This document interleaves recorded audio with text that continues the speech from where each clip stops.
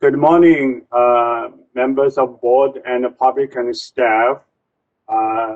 This is our last board meeting for year 2020. And time now is 10:01. I see Secretary Niels is here. Could you call the roll, please? I'm sorry. Hello, good morning. Good morning. So do we have a, am I take roll? Yeah, please. Okay, great. Tian Feng? Here. Mrs. Serrano here. Malcolm Brett? Pascual Gutierrez? Here. Ronald Jones? Present. Sylvia Kwan? Ebony Lewis? Here. Robert Pertman?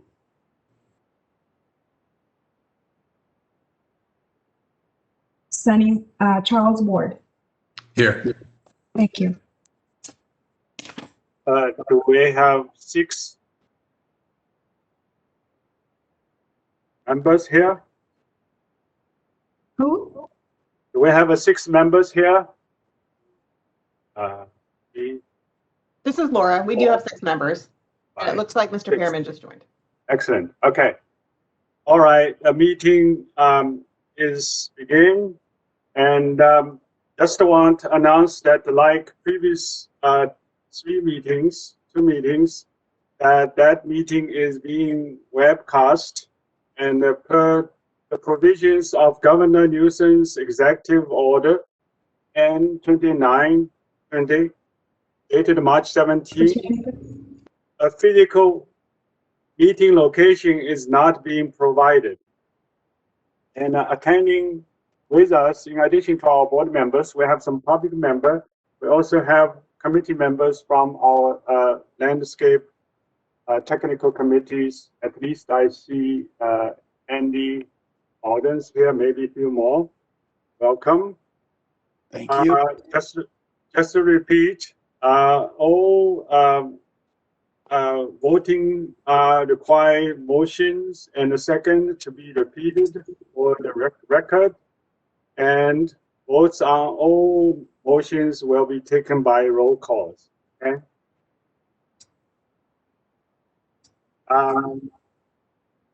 Now we can move to item number C of the agenda, and ECA's report.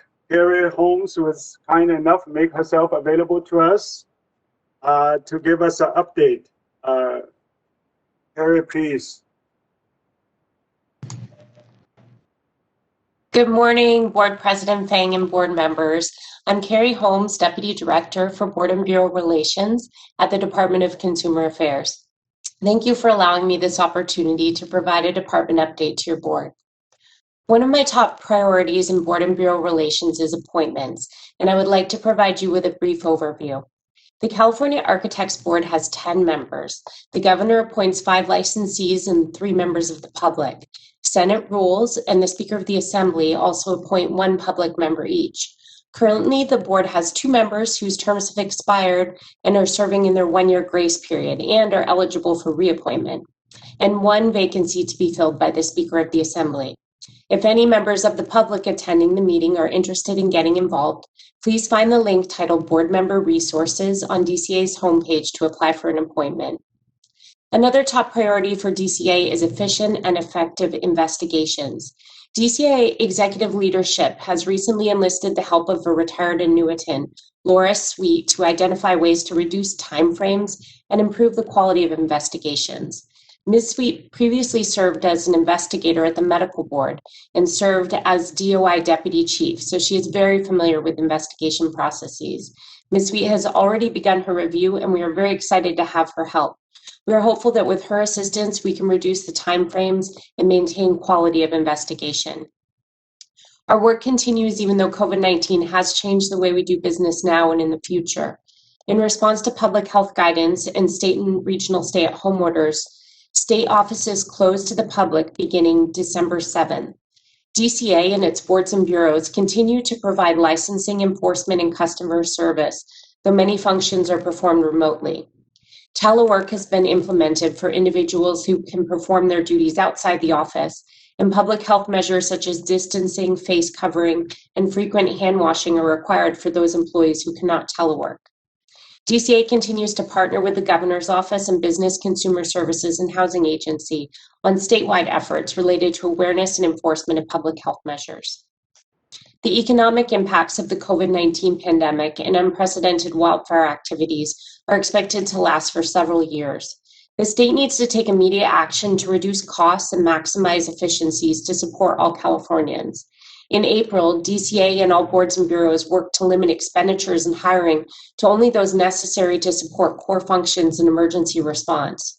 Additionally, DCA learned in late November that the department and each board and bureau will be required to plan for a 5% permanent budget reduction no later than 21-22. DCA immediately began working with board staff to identify a plan that will best fit the operational needs of the board.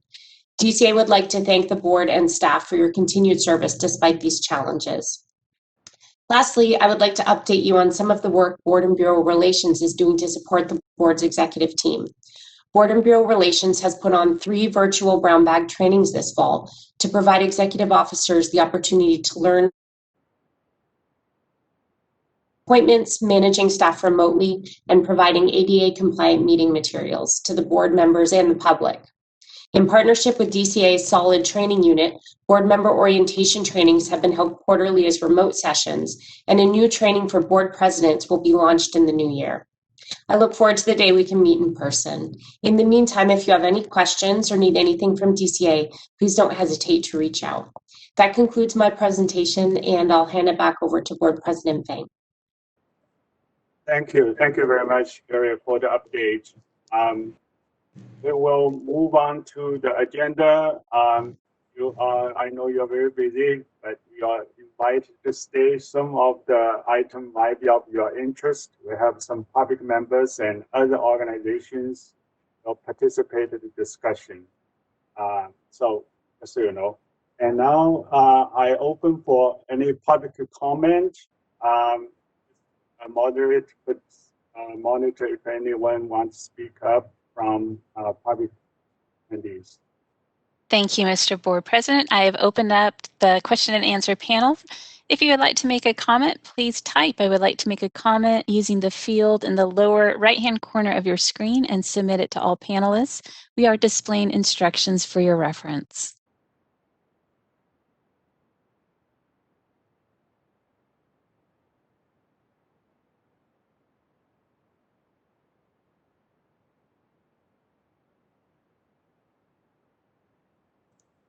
All right, we have some requests for public comment, so hold on a moment and I will get to them. So we have Bill Letty who would like to make a comment, or William Letty, forgive me. And we just ask that you keep your comments to 2 minutes, and I will let you know when you've been unmuted. All right, William, you've been unmuted. Thank you. I am here representing the American Institute of Architects California chapter, and I know later on in the conversation on the agenda today, there will be a report from the Professional Qualifications Committee update on the AIA California's proposal to include continuing education requirements for architects as a mandatory five credits every 2 years in zero carbon design. And I just wanted to sort of reiterate comments we've made to this body and to the committee in the past, how critical we feel it is to introduce this requirement for licensure in California to prepare the profession for the future, which is coming rapidly. Our climate emergency is upon us, and to also that we feel this is the most important aspect right now relative to protecting the health and welfare of the public. So I'll be available for any questions after that presentation, but I just wanted to reiterate how committed we are with this and how happy we are to have had the opportunity to engage so far with the California Architects Board. So thank you very much. Thank you, William. And that is the end of our request for public comment. Mr. Board President, would you like me to close the Q&A panel? Yes, please. Okay, it's been closed. Okay. We move to agenda number E, election of 2020 board officers. I would like to invite the committee member, Sylvia Kwan and Robert Bierman. And Rob Bierman is available at the meeting to present this item. Thank you, Mr. Fang. Yes, Ms. Kwan's unavailable. The nominating committee, as you see, selected a slate to reappoint Mr. Fang, Nilzer as the vice chair, and myself as secretary. There were no other nominations. Nominations were sought both broadly by Ms. Zuniger in some emails, and also I know I reached out to some people. Mr. Fang's term, because of COVID-19, was somewhat aborted in terms of what he could do, so I think we look forward to having him be able to accomplish more of what he wants in a hopefully regular term next year. Former Vice Chair Denise Campos was unfortunately not reappointed. Nilza was the secretary, so she's moved up in that position. And I volunteered one time only to be the secretary this year. So that's the slate that we have to present to you, Mr. Fang. Thank you. Do we have public comment? Moderator, we may want to open up to the public comment again. Thank you, Mr. Board President. I have opened up the Q&A panel, so if any member of the public would like to make a comment, please type "I would like to make a comment" in the field in the lower right-hand corner of your screen and submit it to all panelists. We are displaying instructions. The feature is open in the lower right-hand corner of your screen, and we are displaying instructions for your reference.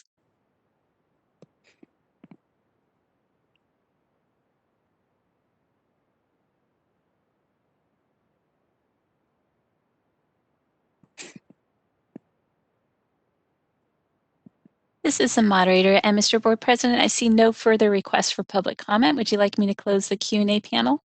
Yes, please. Okay, it's closed.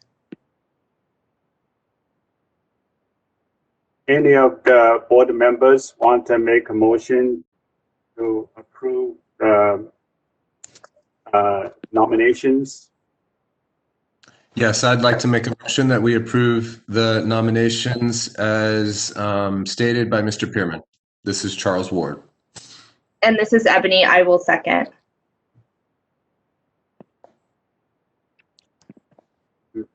All right.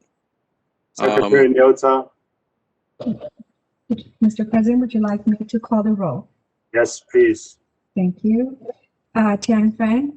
Aye. Nilsa Serrano? Aye. Malcolm Brett Gladstone? Pascual Gutierrez? Yes. Ronald Jones? Aye.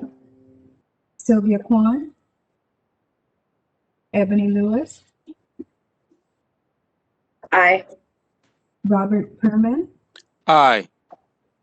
Charles Ward? Aye. Motion passes. So personally, I want to thank you for your trust.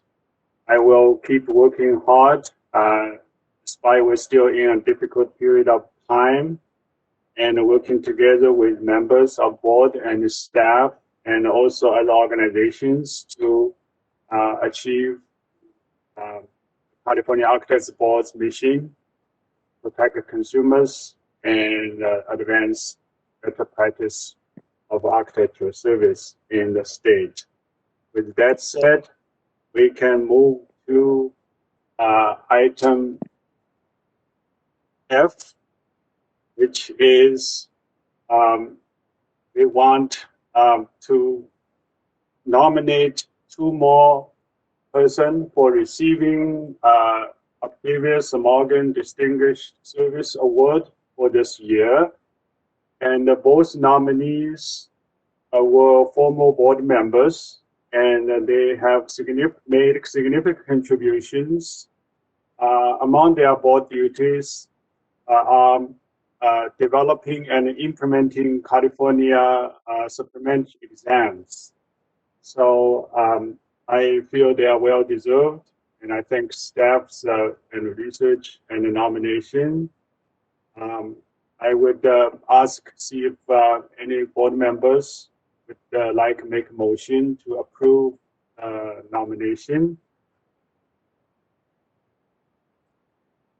This is Robert Pearman. What are the names again? I don't see them in my packet unless I Oh, didn't sorry, open the most not recent. on the screen. Sorry, I was reading. Yes,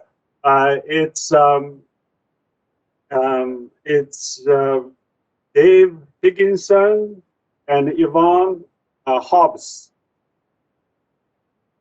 They were in the board in early 2000 period for a decade or so.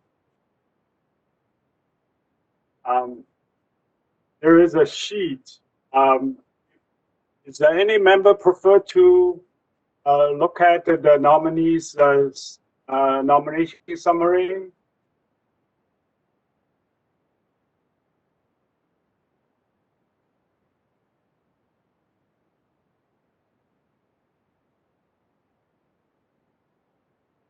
Moderator, you think I can share my screen? Tian, this is Marcus. Yeah. So both Yvonne and Dave Higginson have been very instrumental in the development of the California supplemental exam. They have really devoted a lot of time and resources into helping the exam be as effective that it has been. That's why we decided that they should be, my team and I decided that they should be nominated.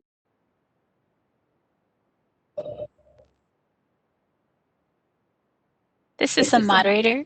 And Mr. Board President, if you would like to share your screen, I can make you the presenter. Would you like to share your screen? If it's a complicated the process, well, okay. But if it's an easy switch, I would like to share. It is easy. So let me just make you. How do I do that? Yep. Okay. So I have made you the presenter. So now if you go up to the top of your screen and select share, you can select to share your screen. Okay. Yep. Here, okay. Yep. My screen says, huh? Correct. Okay. You see? Yes, we see. Okay. So this is a brief bio of Dave Higginson. Again, the main notable contribution is about developing and implementing California supplementary exam, and has a volunteer service in which I urge architecture. I just recently certified myself 2 months ago for inspection of during the emergencies. Architects and structural engineers and I think civil engineers are entitled to volunteer to take a class and certify. Yvonne's files here, again, its main contribution on the developing and implementing California supplementary exams.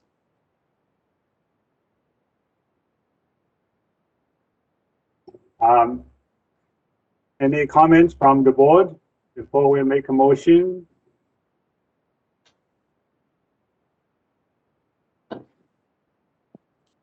After public comment, I'll make a motion. Do we need open to public comment? Laura? This is Tara. I'm going to request that the board make a motion first and then receive public comment, because typically the public needs to be able to present their discussion to the board after you've moved, but before you take a vote. Okay. Okay. Thank you. Okay, please, any board member will make a motion? That's Robert Pearman. I'd move that we accept the two names presented for the award this year. This is Charles Ward. I second. This is, sorry, Tim, this is Laura. I just want to clarify, in the past, the board members have paid for this award out of their own funds because we're not allowed to use board funds. So I just want to see if we can include that in the motion to continue that. I don't remember offhand what the cost is. I don't think it's too significant, but I just want to include that in the motion. I would have my motion amended to include that the board members would voluntarily share in the cost for the Octavius Morgan Awards this year. And I second that addition to the motion. Thank you. Okay, moderator, please open for public comment. Thank you, Mr. Board President. I will go ahead and open the Q&A panel. And after I do that, I will make the co-moderator our presenter once more, so he can display our instructions. So if you would like to make a comment, please type. I would like to make a comment using the field in the lower right-hand corner of your screen. And we are displaying instructions for your reference.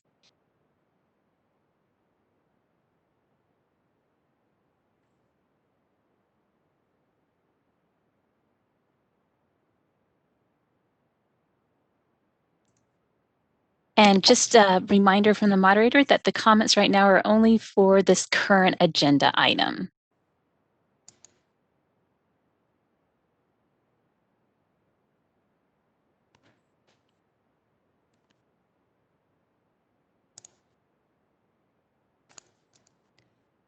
All right, this is a moderator. I see no request for comments on this agenda item at this time. Would you like me to close the Q&A panel?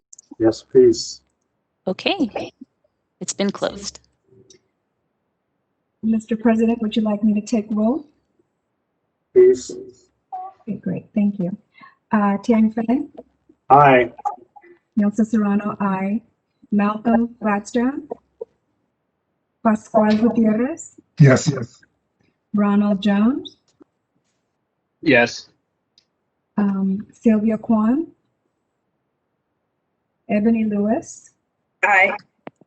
Robert Berman? Yes. Charles Ward? Aye.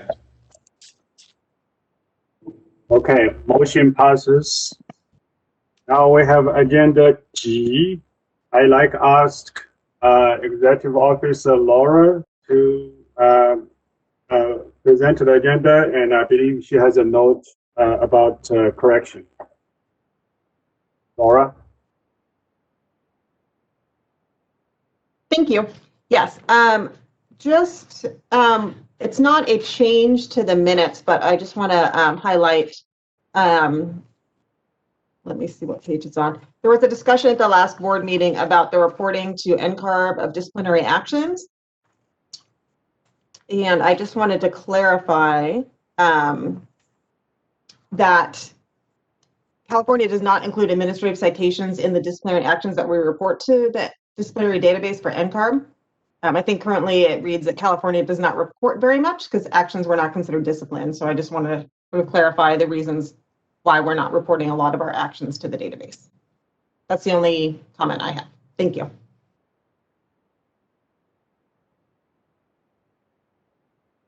Okay, is that clarification? Do I have a member or make a motion? I'd like to make a motion, but I'd also like to ask the moderator to change the slide to G, please. Yes, sorry. Thank you. I'd like to make a motion to approve the minutes with the changes suggested by the director. Thank you. This is Tara. I have a modification to the minutes to recommend. Yes, ma'am. On page 2 of the September 18 meeting minutes, it lists staff present. We need to add for Karen Holbo, after the comma, insert regulatory council, comma, and then for Tara Welch, after the comma, insert board council, comma. I think going forward, this is just going to make it a lot more clear which councils are serving in which functions for the board. So if you accept these revisions, the motion on the table right now will need to be amended. Thank you. I accept the changes made by Tara Welch to my motion.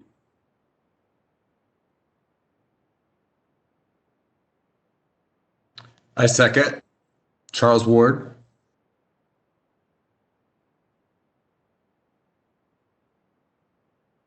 Mr. President, would you like me to take roll? Yes, please.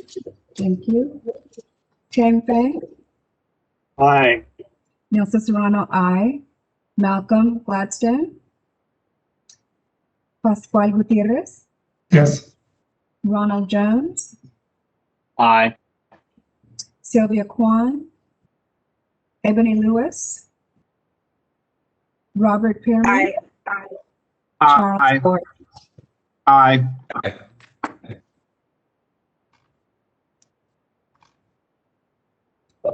Motion passes. Okay.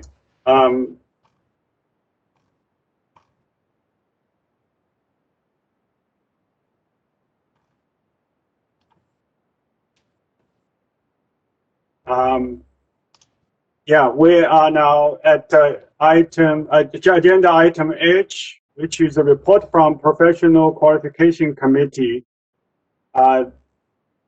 This is where we will discuss the mandatory continuing education and the finding from the last meeting. Before we get to it, I just want to give a brief overview for today's attendee, and because we also have outside organization topic members hearing this. So the California Architects Board has been working on this subject that we call the modernization of our mandatory continuing education for our licensees in the past 2 to 3 years, little over 2 years, and making a significant progress. We are extremely pleased as of a few months ago that hearing the AIA California also have a similar initiative, which you have heard from the committee member Bill Leddy, to advance this continuing education requirement. And we are very glad to have this opportunity to work together with them as a part of overall California Architects Board's effort on the subject. And I would like to acknowledge the public attendees here. Some of these are from AIA, as you mentioned, as you have heard. Others from our collateral agency, National Council for Architecture Registration Board, which is NCOB. We have the head of their education experience committee member attending as a public member. His name is Harry Falconer. So with that said, I would like first to have Pascal Gutierrez, who is the chair of the professional committee, qualification committee, give an update of the October meeting. And then I encourage to have a good discussion, and hopefully we can yield action. That's my preference on this item. Okay, Pascal, are you ready? Yes, sir. So very well. So we had a board meeting, or a committee meeting, I should say, and there were only actually 2 agenda items on the meeting: is to approve our meeting minutes from the previous meeting, as well as to engage with AIA California in the conversation on the proposed 5 continuing educations for licensure zero net carbon design. The committee spoke for over an hour on this and deliberated and addressed many points of view. I want to thank the AIA California for their graciousness and patience in answering all the questions that the committee had for them. The awareness that the committee brought to the table was the AIA's Climate Action Plan, which recognizes that it's the responsibilities of architects to work globally to reduce operational and embodied greenhouse gas production with passive design techniques, employ energy efficiency measures, and adapt existing buildings, and to specify low-impact building materials that increase the human health and productivity while withstanding the effects of a changing climate. So after much deliberation, voted positively on a measure that proposes that the board support the AIA proposal within the context of the strategic plan objectives as assigned to the committee. That's the report, Mr. President. Okay. And to add to your comment, I believe agenda item H.1 calls for the board to make a motion or take a motion on this. So let me ask Tara and Laura, if it's permitted, I would like open the public comment now. I want the full board have opportunity to hear some public comment and help our discussions following. Is that okay? Yes. Okay.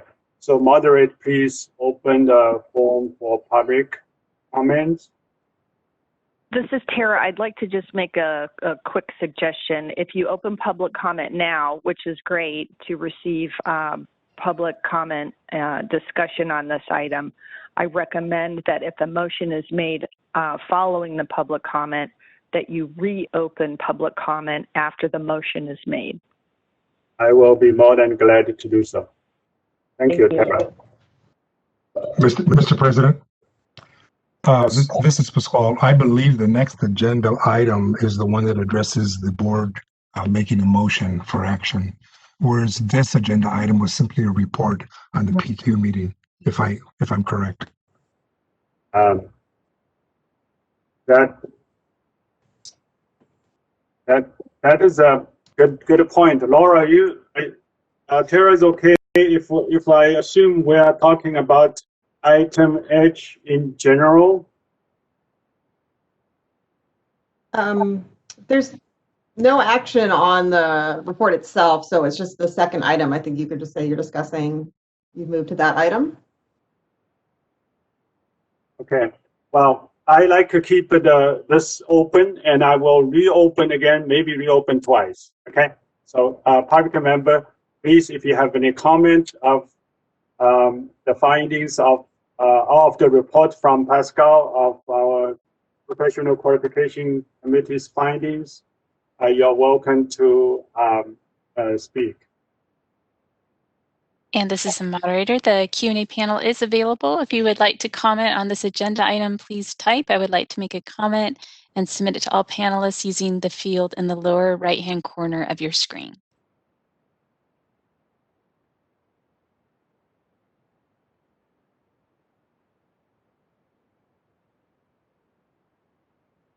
All right, William Letty would like to make a comment. So William, I'll let you know when you've been unmuted. All right, you've been unmuted, William. Yeah, I apologize. I appear to have jumped the gun on the earlier comment, but here I am again. I'm not sure how many of you have heard our presentation in the past or not. And so I am really here to answer specific questions if there are any that come up around this issue. I think I expressed in my comments earlier the urgency that we feel is kind of upon us in terms of educating the profession on zero carbon design, and the cogent points, just to refresh your memories, are that that the AIA California is proposing to add 5 additional learning units in zero energy design to be required every 2 years for licensure. That AIA California will make courses available free to all architects, and that AIA California will draw from an extensive network of experts to ensure quality course providers. So I think the details of that would follow essentially the same process that we have followed relative to the ADA universal design continuing education requirements over the years. This is basically an opportunity we feel to, as I say, bring the entire profession up to speed very quickly as the codes and the regulatory landscape are changing rapidly. So with that, without getting any further detail, I'd like to be happy to open up to any questions and be available to answer those. Mr. Leddy, this is the president. Are you able to give a little more specific description of this requirement? If it is a class, for example, what kind of topic of training? And also speak in a way that our public member can understand more easily.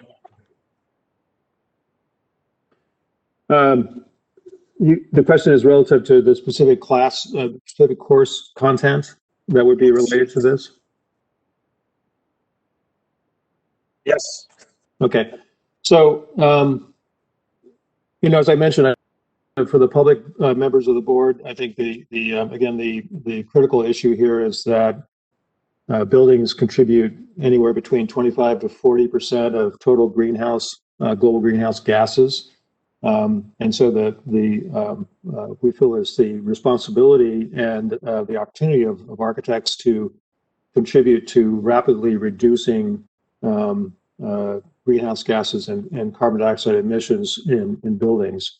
And this has to really happen over the next, scientists tell us this has to happen over the next 10 years. So the initial course outlines we've developed are really very straightforward. I mean, if these build off of what elements that are already required by Title 24 to a large extent, and just go a little bit further. So, for example, course number 1, we're discussing the idea of energy use intensity, EUI, which is an expression of the amount of energy that a building uses per square foot on an annual basis.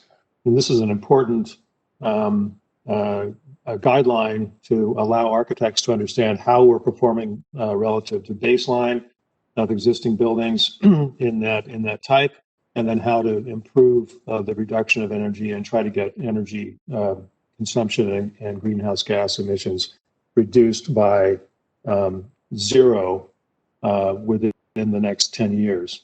The second course then has to do with how to do that relative to the envelope of the building and the design of the envelope of the building, the exterior skin of the building. So the tentative title is High Performance Envelope Design, Cost-Effective Strategies to Reduce Energy Consumption. So this would would focus on pragmatic solutions and economical solutions to take energy performance of the building envelope beyond where Title 24 is currently at, and sort of anticipate future building best practices.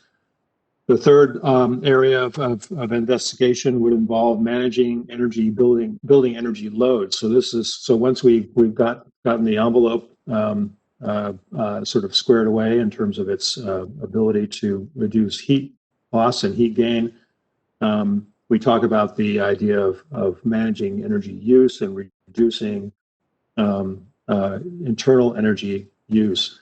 As you all know, there's a big movement across the state to electrify all new buildings and phase out natural gas. So this is an opportunity to kind of get architects sort of up to speed on how to do that in a very straightforward, cost-effective way. And then finally, I think course number 4. So once we have the performance of the building envelope, the management of the building energy loads, and reducing those down, then we can look at renewable energy to offset the remaining amount of energy being used in the building. So this would be a combination of on-site renewable energy and also taking advantage of grid-based renewable energy that is now increasing in California as well. So those are just four of the original sort of classes that we think are most important to kind of get going with the faculty and with the program, and then we would elaborate from that point forward. Again, I think the idea here is to prepare the profession for this rapidly changing regulatory landscape. The California Energy Commission is rapidly moving toward full electrification and of buildings and trying to do their part to reduce carbon emissions in the state of California. And we feel that the architectural profession really needs to step up and not only keep up, but also help lead this transition to a new low carbon economy. Thank you, Mr. Leddy. A wonderful explanation. Mr. Fang, can I ask him a question? Yes. Mr. Leddy, so you know we have the ADA continuing education requirement now, and timely compliance is not 100%. We often have to engage in the disciplinary process to get compliance. Does this carbon energy program exist in any of the states' continuing education, and if so, any evidence of the record of compliance by architects to it? I think there are currently requirements in other states to include health, safety, and welfare learning units as part of licensure, which would include some of these aspects, but there is no specified program in zero carbon design that I'm aware of. I think the relative to the enforcement of compliance to this, I'd like to know a little bit more about the issues around ADA, because I certainly I've never heard that there have been a real issues in not complying. If you don't comply, if you don't check your application for renewal licensure, theoretically you don't get a license, right? So that would be good to understand. But I think the issue here is that we're trying to make it mandatory so that architects can really ramp up their knowledge base very quickly in this area. Thanks. Helpful. We have a guest, as I mentioned, Vice President for Education and Experience from NCOB. Mr. Leddy has really spoke deeply about the subject, the content of the subject. It will be helpful if we can hear a voice from Harry Faulkner about how continuing education as an element of evaluating a competent architect. I don't know if Harry, you are ready to offer some remarks, or you want maybe wait for next sub-item agenda. This is the moderator, and if you'd like, I can unmute Harry and we can see if you'd like to comment. We also have a request for comment from Mark Christian. Yeah, I would do Mark Christian first, then I do like open mic for Harry Faulkner. Okay, Mark, you have been unmuted, Mark Christian. Thank you. Mark Christian with AIA California. I was not planning to make a comment right now. I was just typing questions, answering board member Pearman's question, which is Texas, for example, has 24 hours every 2 years in continuing education requirements. Of those 24 hours, 2 of them must be in sustainable design or energy efficient design, which is close to what we are proposing here. I was hoping to answer that in writing, but thank you. Thank you, Mark. And now we'll go to Harry and see if Harry wanted to weigh in. All right, Harry, you've been unmuted. Great, thank you, President Fang. Appreciate it, and good morning to the rest of you. Again, first of all, let me say we applaud, of course, California in being a leader in sustainable design and net carbon zero, et cetera. From our standpoint at NCARB, our model would suggest, again, that we have a hope through our model that everyone would be requiring a minimum, or at least in our case, 12 continuing education hours of HSW. And of course, sustainable energy, net zero design is all part of that. One thing we're trying to do to make sure with our with this model is the fact that there's consistency across jurisdictions, so that your architects who are licensed in other jurisdictions other than California are equally trying to get to the same levels of continuing education requirements. I would like to share that it may be by requiring a certain number of hours in a specific area, such as net zero. One concern I think that you might want to consider is the fact that you're somewhat making it burdensome for other architects to maintain their license and even possibly AI membership. There's so many other opportunities for them to get different types. Creating a limitation or requirement for 5 hours actually really does, in fact, reduce the possibility for education in different areas, and it sort of forces them in a certain direction, as you're trying to do, acknowledging that.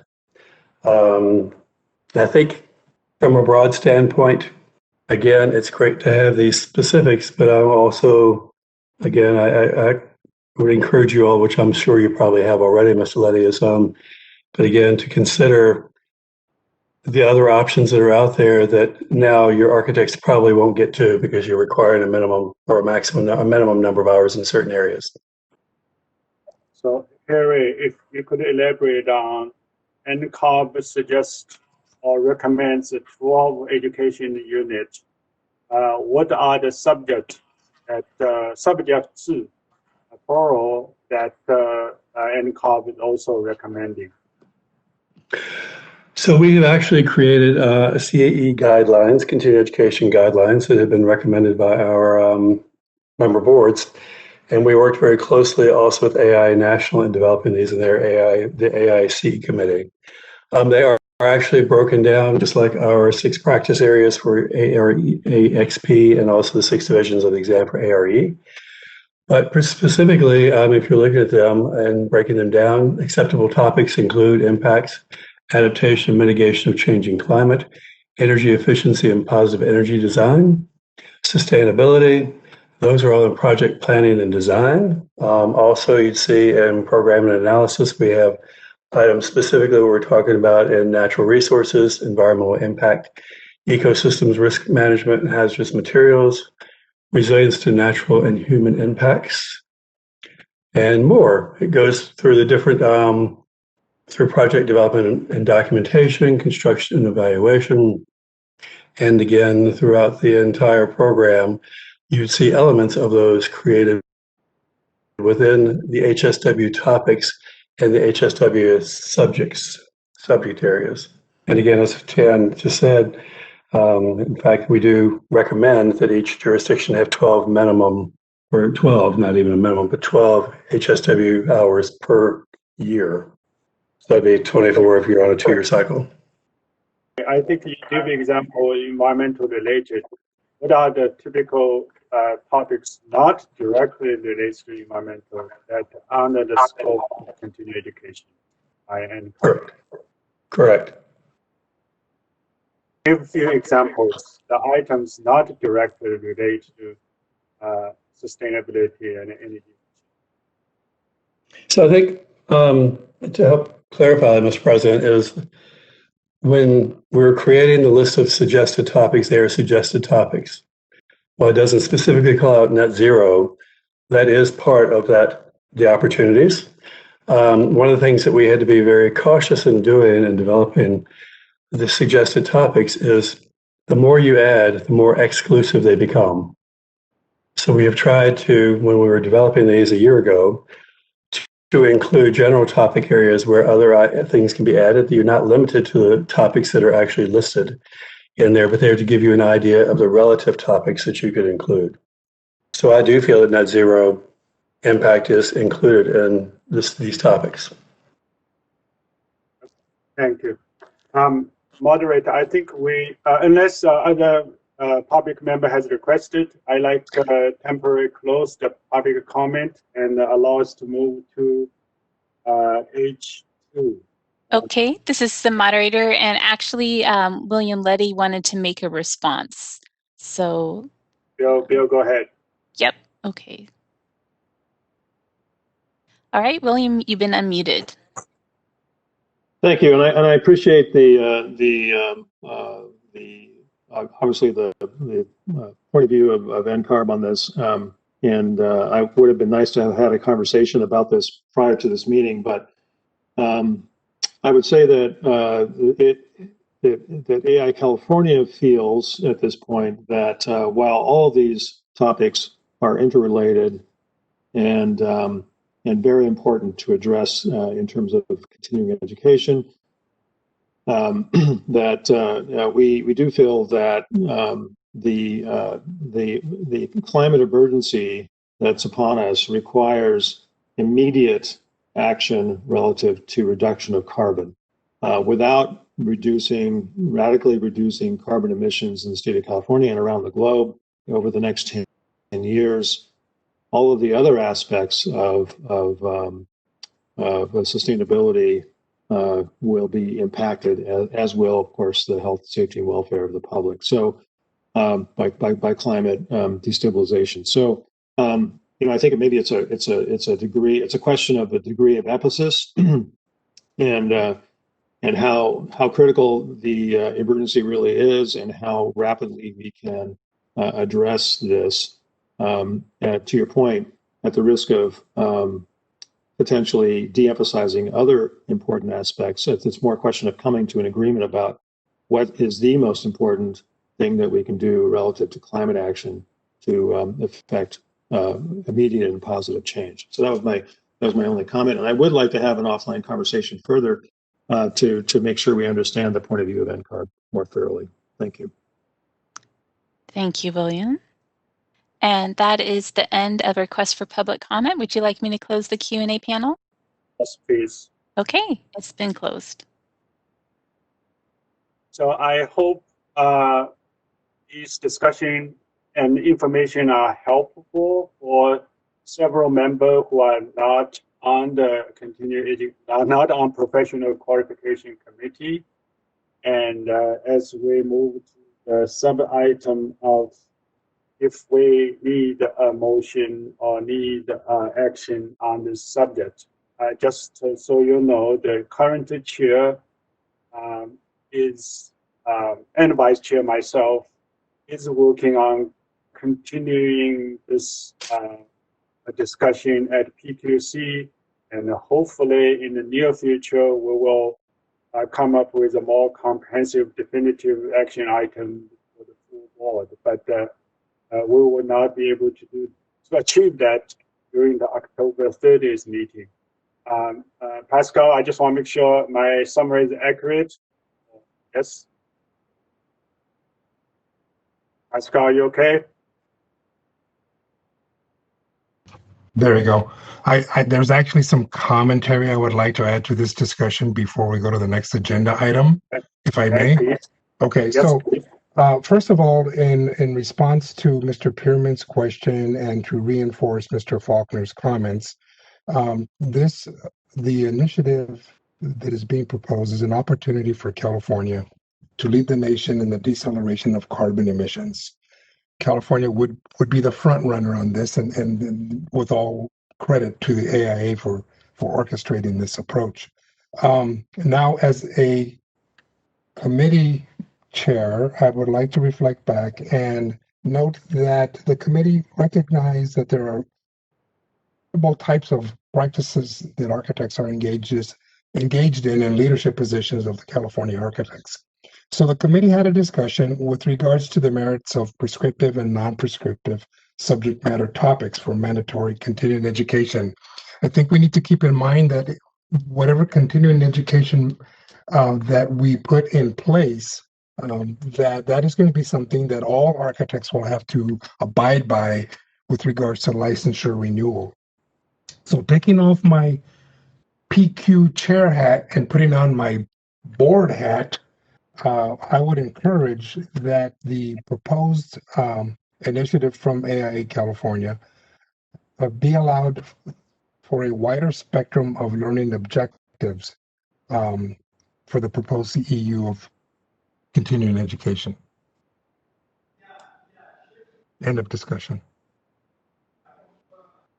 So this actually naturally lead to our part of item number 2.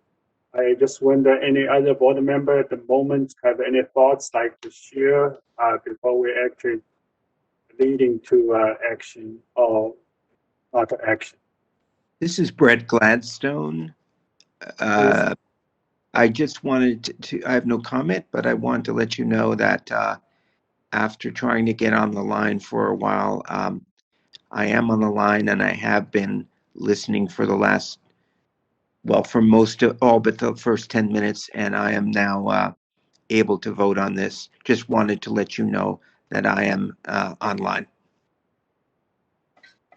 Sorry, interject. All board members, if you don't have your camera on, please raise your hand virtually. Me and the moderator will monitor that raise the hand as much as we can. Thank you for your patience. Brad, continue, please. I have no further comment. I just wanted to let you know I'm available. Okay. All right. So and we heard AIA's presentation. We heard our professional organizations which we belongs to, NCOB, and we have heard our professional qualification committee chair and the committee's finding.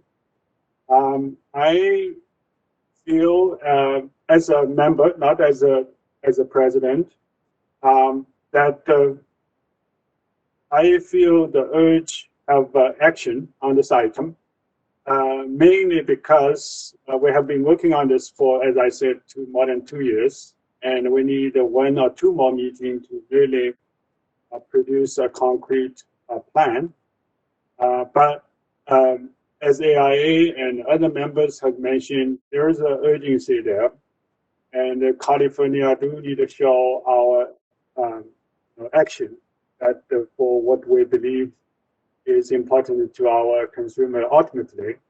So I like to see a discussion lead to a motion, if all possible, that will support AIA California's proposal and have staff working with AIA staff advancing that, while that the California Architects Board is producing a more comprehensive continuing education review and revision plan. Something to that effect, I think, will serve both well. That's my board member's view here.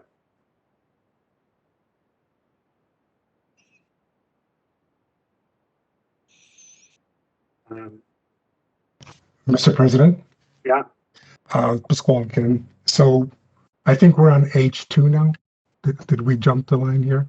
Are we on H2? We are. Once we're open, we are on H2. Okay, so the conversation here forth is about providing or developing a measure in support or whatever, correct? Just to be sure. Possible action of continuing education requirements. Okay, great. So this is what I want to start with, and that is that it has been pointed out several times, and that the issue of carbon emissions is an emergency item that the board should be heavily involved with. On a personal note, I have a very disturbing photo of what my granddaughters woke up to one morning during the fires up north. And it was just, entire San Francisco Bay under a red cloud. And that's not how you're used to seeing San Francisco. So the urgency, the emergency action is upon us, and it is incumbent upon us to move to resolve this and to take the lead. I also want to point out that if we in our movement, that we don't move so fast that we wind up with prescriptive criteria that will fall upon all licensed architects to comply with. So we want to make sure, because that is a bigger question. And I would like to recommend to all board members the reading of a white paper titled The Business Case for Climate Action. It is an excellent document that brings into the big picture all of the elements that we need to deal with. So I just wanted to say that leading into this agenda item.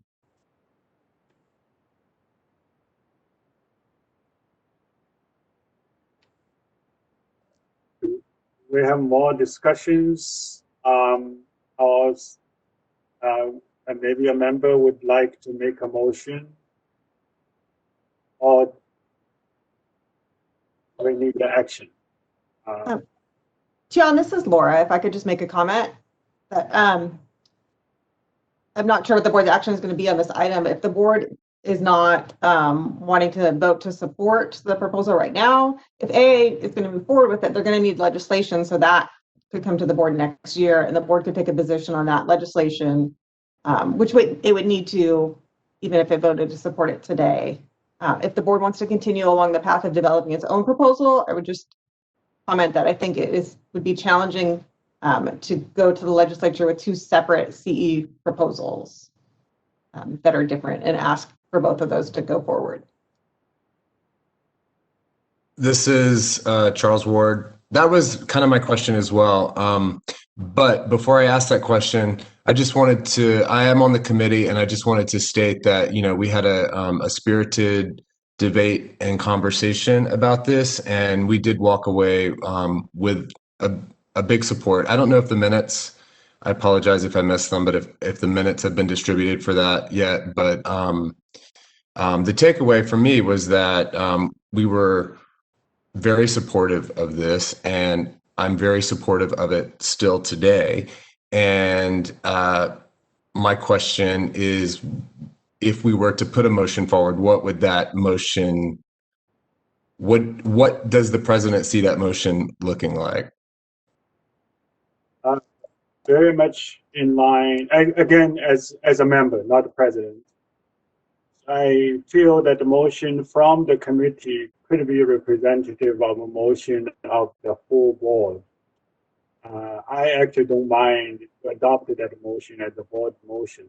In terms of technicality, as Laura mentioned, I hope there's no conflict. We support because AI has been specific and put forward earlier than what we have been doing, and we can support that. It does not mean it stops short that we can continue to finish our work. Maybe end of the day, maybe our work coincide with AI, or maybe more expanded version, or maybe more aligned with 12-unit adoptions of the subjects that has mentioned by NCAR. So that's my view. I think I will urge our full board look carefully about that committee's motion by PQC and see if we feel comfortable for that, if we are not producing a new motion here. This is Charles Ward again. A few more comments. I just wanted to respond to the previous member regarding AIA, and there was definitely in-depth discussion about this not conflicting with any of the current requirements in the committee. And also, as far as the NCARB statement earlier, there was much discussion about whether we should be this specific as far as carbon work, and the takeaway from the discussion at the meeting was absolutely 100% that we should isolate this as a very important issue for the Architects Board and for the state of California and architects in California. So I follow up with the president in that I give my 100% support for this, and whether that motion be to simply accept and adopt the committee's motion or to state a new motion, I sort of leave that up to you guys, but I wanted to just again state my support for this. Thank you for your statement. How convenient it is for staff to actually display the motion of the committee. Mr. President? Yeah. Go ahead, Pascal. I actually would like to propose a motion for the board. And in doing so, before proposing the motion, I would like to highly encourage AIA California to move forward with the learning program on zero carbon design. I don't think there's anything in the context of their learning program that should be held up awaiting for mandatory continuing education. The merits, the necessity is upon us. It's incumbent upon us to move forward in this profession with that.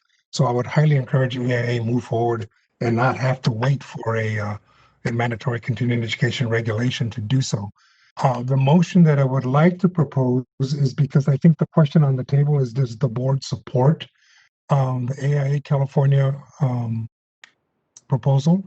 So therefore, my motion is that the board endorse the content of the AIA California Zero Carbon Design Learning Program as part of a climate action, sustainable, and resilient design continuing education requirement.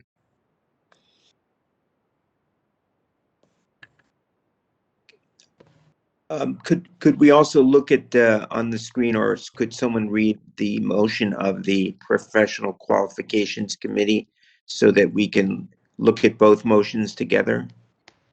Mr. President, can we do that as part of the discussion? I think there's a motion on the table. Staff, Marcus, is it possible to display that motion quickly? I don't remember exactly wording. Otherwise, I will repeat verbally.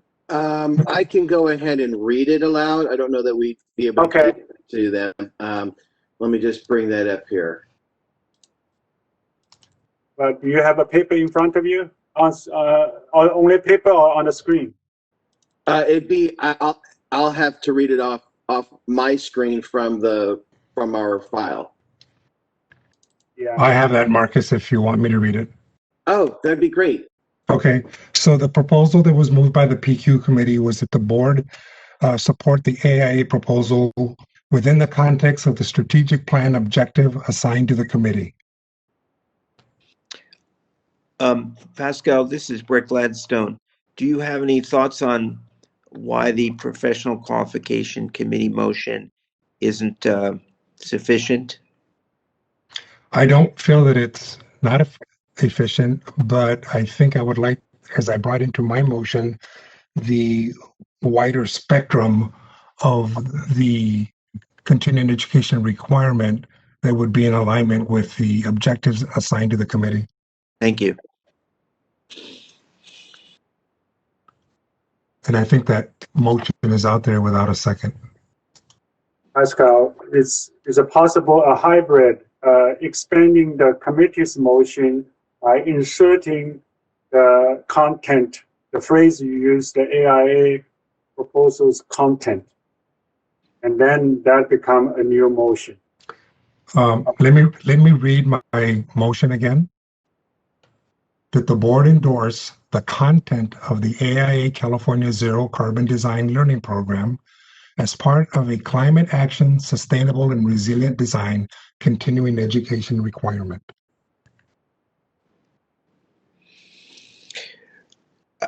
I just want to comment that you know, there's content and then there's procedure, and there are two different things, and I wonder if mentioning the content without the procedures and logistics of carrying out of the content being being followed,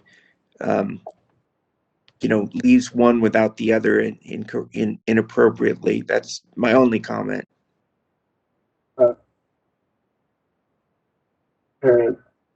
So Tara, if Pascal is intent or stated his suggested motion, what is if I would prefer have another similar motion from the floor or from myself? Is that okay, or we have to vote on his motion first? You can have two motions on the table at the same time, but it starts to get confusing for the record at some point. And one thing, while I'm on camera, I'd like to flesh out what endorsement of the board would look like or be interpreted by AIACA. We don't typically, the boards typically don't just put out an endorsement of CE programs per se, unless it's statutorily included. Typically if there's a CE requirement, we would say, the content as prepared by such and such association would be acceptable by the board to fulfill the CE requirements. This is a bit unusual. So I want to be really careful about the wording that is being proposed because an endorsement sounds like an official act. And we haven't heard from any other potential CE provider on this issue. We need to be careful not to appear that we're selecting one CE provider who's potentially receiving financial benefit from this endorsement over other CE providers who may want to start offering this type of content. So if there's a way to scale the motion back a bit where the board is perhaps supportive of the endeavor, but not necessarily stamps an endorsement on it, I hope the board would consider something like that. Mr. President? Yes, that's, you go ahead first. I was about following. Go ahead. If I can amend my motion, please. Yeah. Okay, so to amend my motion, the motion now reads that the board support the AI Design Learning Program as part of a climate action sustainable resilient design continuing education requirement. I second.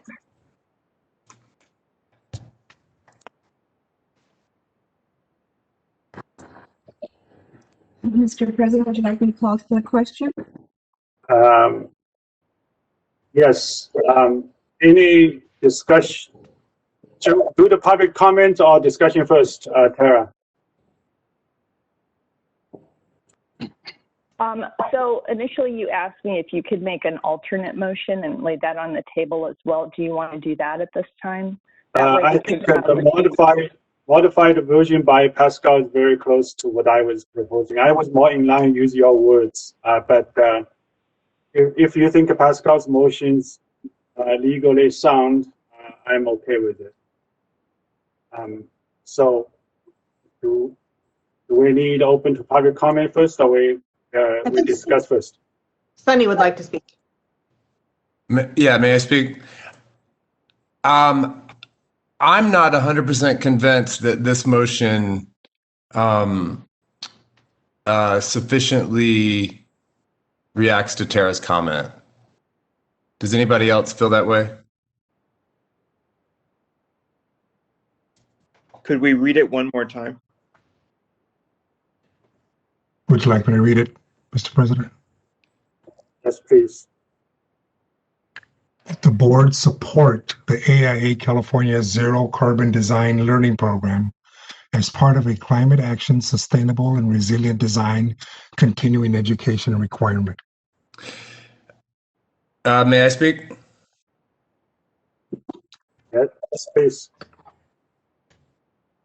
Am I hearing this right, Tara? But it's my understanding that we should drop the word AIA from the statement, that the board supports continuing education for climate relief, period.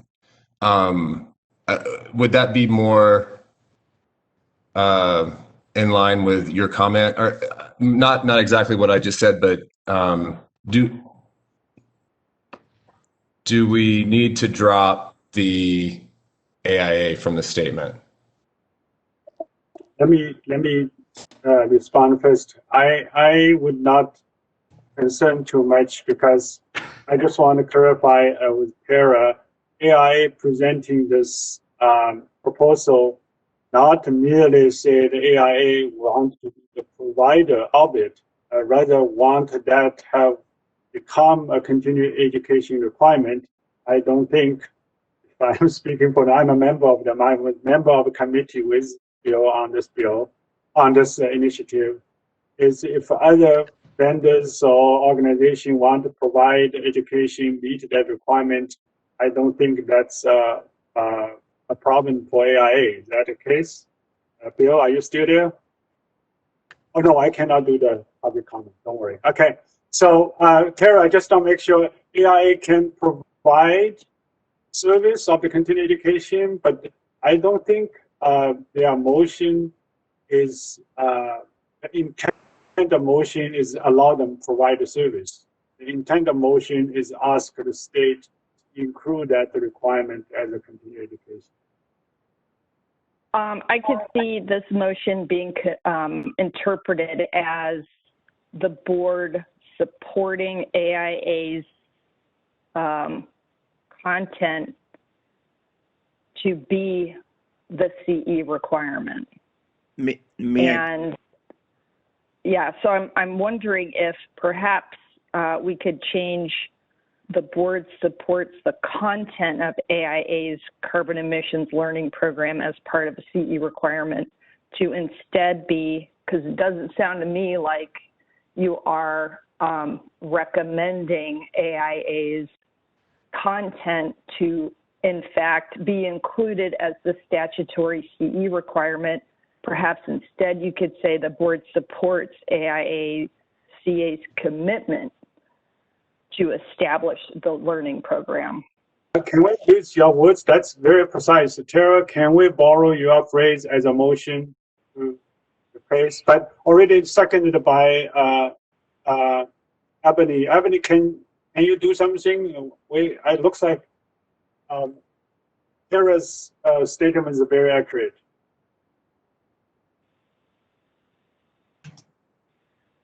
I'm sorry, what, you need me to second again? Yeah, we have alternative motion. We need a second. I don't know how to do it. Tara, can you tell us how to do it? Well, let's hear from Pasquale. Would he like to amend his motion? Let's start there. That way, yeah. Pasquale, are you okay with adopting Tara's language? This is Pasquale. So I accept the amendment to propose the motion as stated by Tara. I second. Now I like open for the public comments again. Moderate, please. Thank you, Mr. Board President. I will go ahead and open up the Q&A panel. That's now available. If you would like to make a comment, please type "I would like to make a comment" in the field in the lower right-hand corner of the screen. We are displaying instructions for your reference.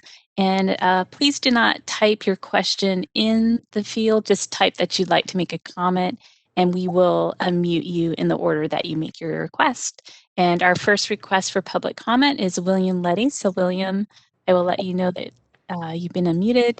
Okay, William, you've been unmuted. Thank you very much.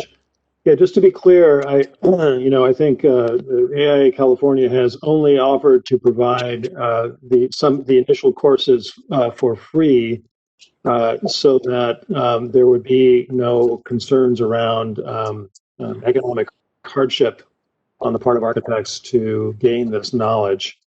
We're not in the business of making money off of continuing education classes. Necessarily, and I think this is really our goal for being here today is to simply enlist our efforts together with CAB to help work together to push these ideas forward. That's really just a clarification of our intent here.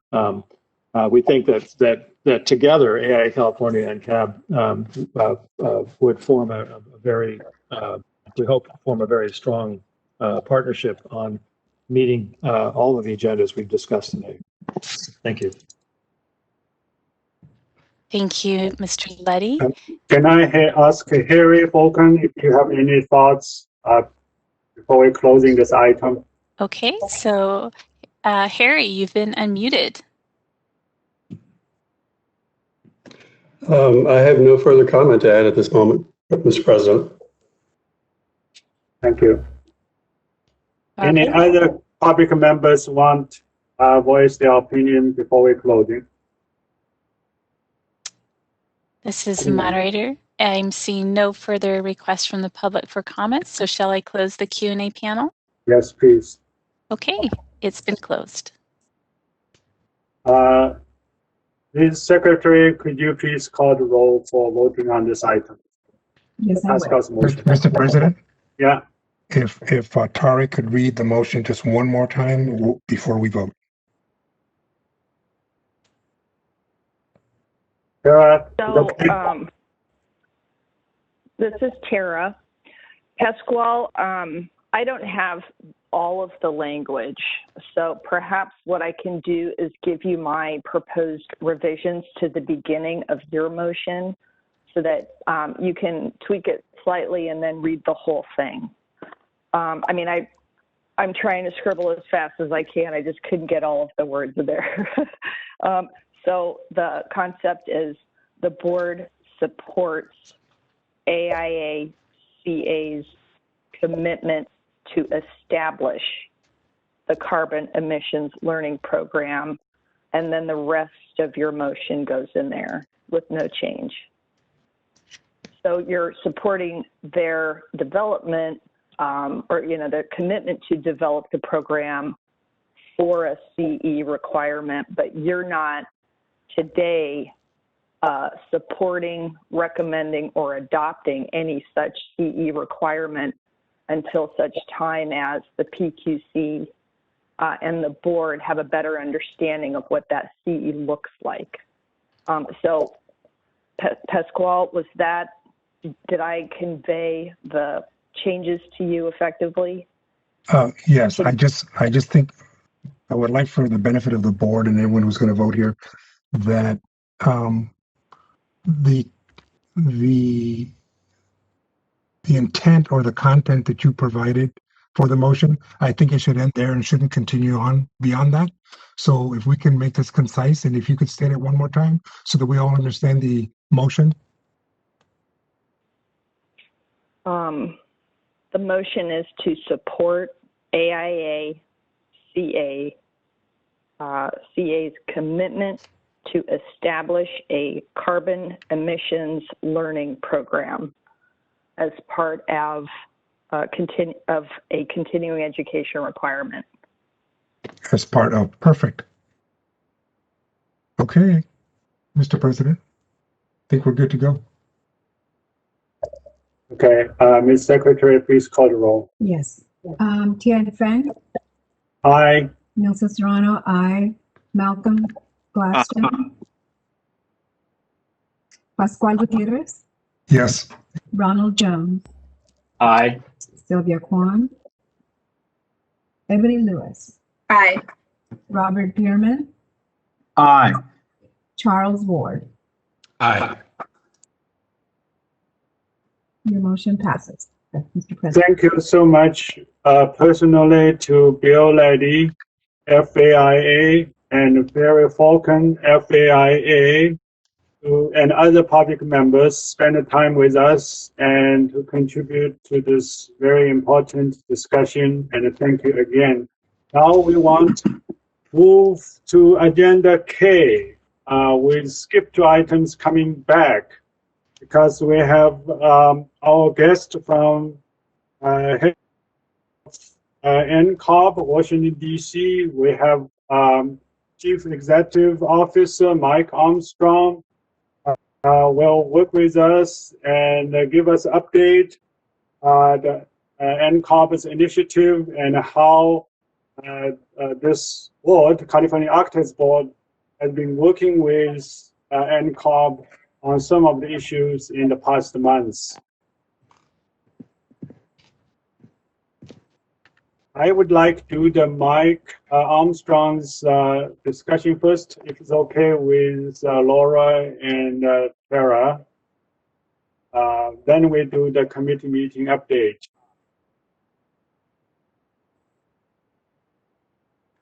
Okay. Is that a yes? Yes. From Thank Laura? you so much for your patience, for your time, Mike. Go ahead. All right. Sure. And greetings to everyone out in California.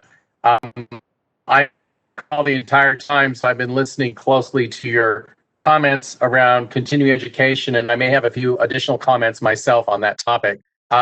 Just to start out, on this virtual visit today is Joshua Batkin, who's our Vice President for Council Relations. And it's been 2 years, according to our records, since we last visited you. That was an in-person visit in September of 2018. And if I was with you in person, I would tell you how nice it is to be back in California, given that I was born and raised in the Long Beach area, went to law school in Southern California, and I have family near Yosemite and up in the Bay Area. And I would add that one of my cousins was a victim of the Santa Rosa fire, and her house was destroyed by that fire. So I'm very acutely aware of the different challenges that are going on in California on a variety of topics. I would like to share with you, and I realize many of you have been on the California board for a while now, and many, if not most of you, are actively volunteering with NCARB, and we really appreciate that. You have several members that have joined since our last visit. Mr. Gladstone and Mr. Jones and Mr. Ward are all newer members, although I think, Mr. Ward, you came to our orientation and volunteered for one of our ARE committees. But I'd like to just give you an overview on several topics. First of all, we had a very productive meeting with your executive committee several months ago, and that meeting, which also included our president, Bob Calvani, and our president-elect, First Vice President Alfred Vidari, and Mr. Batkin and his assistant vice president, Nefertari Carver. We talked specifically in that executive committee meeting about NCARB activities around diversity, equity, and inclusion. And Nilza and Sylvia Kwan are both on our Diversity Collaborative Task Force. But if I could just recap for all of you the highlights of what we shared with your executive committee, which is that we are working on a variety of fronts to address diversity regarding the NCARB volunteer pool, which is, of course, what leads to diversity on our national board of directors. We recently concluded facilitating 6 focus groups of existing licensing board members from around the country who are people of color, from underrepresented groups, trying to understand from their perspective in a private meeting facilitated by our outside consultant, who's a loaned trainer to us from the National Organization of Minority Architects, Ephanis Henderson, what elements exist within NCARB volunteer culture that could be construed as an unconscious bias or otherwise a barrier or an impediment to more diversity choosing to run for leadership. And those findings are going to be reported to our board of directors and shared with our diversity collaborative and baked into future training opportunities for our volunteers. We also are, we've activated a national initiative called our Pipeline Project, which is designed to promote awareness by governors regarding when there are vacancies on state licensing boards, the fact that there are available volunteers from diverse backgrounds who would be willing to serve on state licensing boards. We need to expand the pool of licensing board members regarding diverse backgrounds so that we can then expand the pool of people that are eligible to serve in leadership. And so that effort is underway. We have profiled every state to determine who the influencers are regarding gubernatorial decisions. And we plan on partnering with those influencers, ranging from state AI components to other groups, so that there are people ready and waiting to be promoted as appointees to vacancies on state boards. And then lastly, our diversity collaborative, again, that Nils and Sylvia are serving on, is planning on introducing resolutions to our membership that would address board governance in terms of moving some existing positions over to at-large positions, placing limits on terms so people can move up the ladder more quickly. And in that way, we also hope to contribute to a more diverse directors in the future. And then I would add lastly that our President-elect Alfred Vidari will be, from what we know of our records, NCARB's first Latino president when he ascends to the presidency in June of next year. We also are launching on Monday the option to take the exam, the ARE online. And this launch has been preceded by a number of live webinars, blog information, direct candidate communication. We've communicated repeatedly to our licensing boards. We've held special outreach events for AIA state components, all because as we launched the online option, both the online option and the test center option represent a slightly adjusted exam. And this adjusted exam actually has less questions. And in some cases, some of the multiple choice options have been reduced. And we've also added flexibility to our break periods.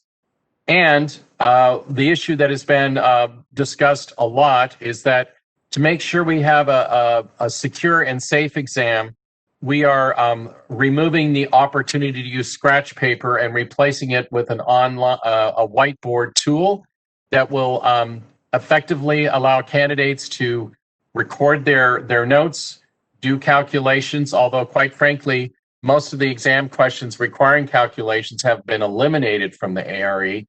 And that whiteboard tool, along with a new demonstration of the new adjusted exam, has been available now to candidates for 5 weeks for them to prepare and study and simulate the exam experience. So effective next Monday, the new adjusted exam will be available for people to take online or via a test center.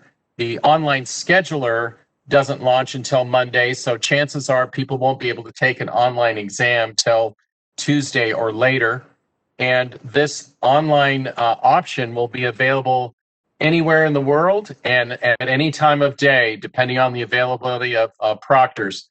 This will continue to be administrated by Prometric, and we're very excited, especially as you in California are facing a surge in COVID cases, and in some jurisdictions, some of your test centers are now being closed due to COVID exposure issues. The fact that an online option is now going to be available is very, very important to help people stay on track with their examination process.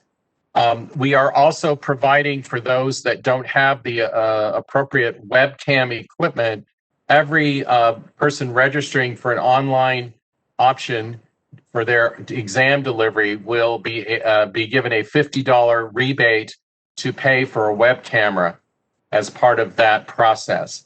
We have extensive background statements available through the guidelines, through our handbook, through videos, through FAQs. All of that has been posted on our website, and the links have been sent directly to our exam candidate community, to our supervisor community. We don't lack for communication on this topic. We believe we've done it in a timely fashion. And we just had a webinar yesterday that had another 1,000+ participants. And all of the questions were really just about how to get prepared. So we really feel like people are taking this seriously and they're bearing down on this. And of course, this then addresses inclusion as well. This will be helpful to individuals that live in more rural areas where it's been burdensome for them to travel to test centers, and folks that have other restrictions regarding family care or other concerns where it's just harder for them to travel to take the exam. So we're excited to offer this, and we will be monitoring everything very closely as on Monday. And then regarding continuing education, just maybe a couple postscript statements to your vote. There was a comment and a question earlier on about enforcement. I think this is an issue that we're concerned about at NCARB, that while on paper, many jurisdictions require continuing education, the ability to monitor compliance appears to be somewhat ad hoc. Many jurisdictions do this by hand. The random sampling that they do is a relatively small percentage of the licensed architect community, and it's all done on the honor system. We do have a continuing education tracking tool that we have developed, and we want our state licensing board members to be aware that this software program could easily allow a state licensing board to monitor as many architects as you wish regarding CE compliance. And we think that especially if you're going to call out specific areas as a priority for continuing education, the enforcement part of this requirement is just as important as creating the requirement. We also are looking at additional continuing education in the broader category of ethics, which includes supervisor training, which includes diversity, equity, and inclusion training as it relates to firm culture. We believe these issues also are relevant as health, safety, welfare topics. This is an example of why nationally our model is to require a minimum of 12 HSW credits, because we think there are a number of equally important issues in addition to climate that we want to put on the docket as available and as necessary as part of an HSW portfolio. So we can certainly follow up, as Harry recited to you verbally, with a menu of all the different things that are occurring and how we are growing regarding what qualifies as HSW. And then just as a reminder, NCARB certificate holders can access HSW credits, continuing education, free of charge online as a service that we provide. So we're, I think, interested in how California is evolving in its approach to continuing education. In terms of your requirements, you are certainly an outlier compared to the rest of the country. And so I'm sure the many license holders in California will find your decisions very interesting. We just finished a committee summit, and some of you participated in that activity. I would offer greetings from our president, Bob Calvani, and let you know that this year he started up several new task forces, including a new task force on incidental practice. In many jurisdictions, there is a tacit, if not expressed, agreement on incidental practice as it relates to engineering and architecture, but we don't find there's similar language regarding interior design or landscape architecture. And so we've invited representatives from our regulatory colleague organizations for those disciplines to be on this task force and to talk about acknowledging incidental practice as a reality. What is the right approach vis-a-vis protecting the public health, safety, and welfare and the role of licensure? And might these discussions yield up on a future date potential new model law language? So that task force is underway.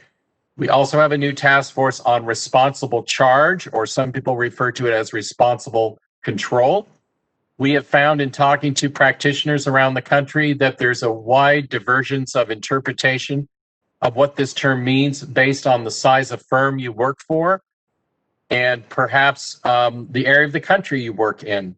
And some people are very literal in saying that someone who signs and stamps and seals documents has to be with the project every step of the way.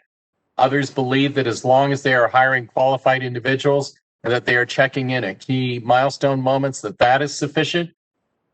Your board executive, Laura Zuniga, and her colleagues around the country find that there's disagreement between themselves and practitioners on how to enforce this requirement.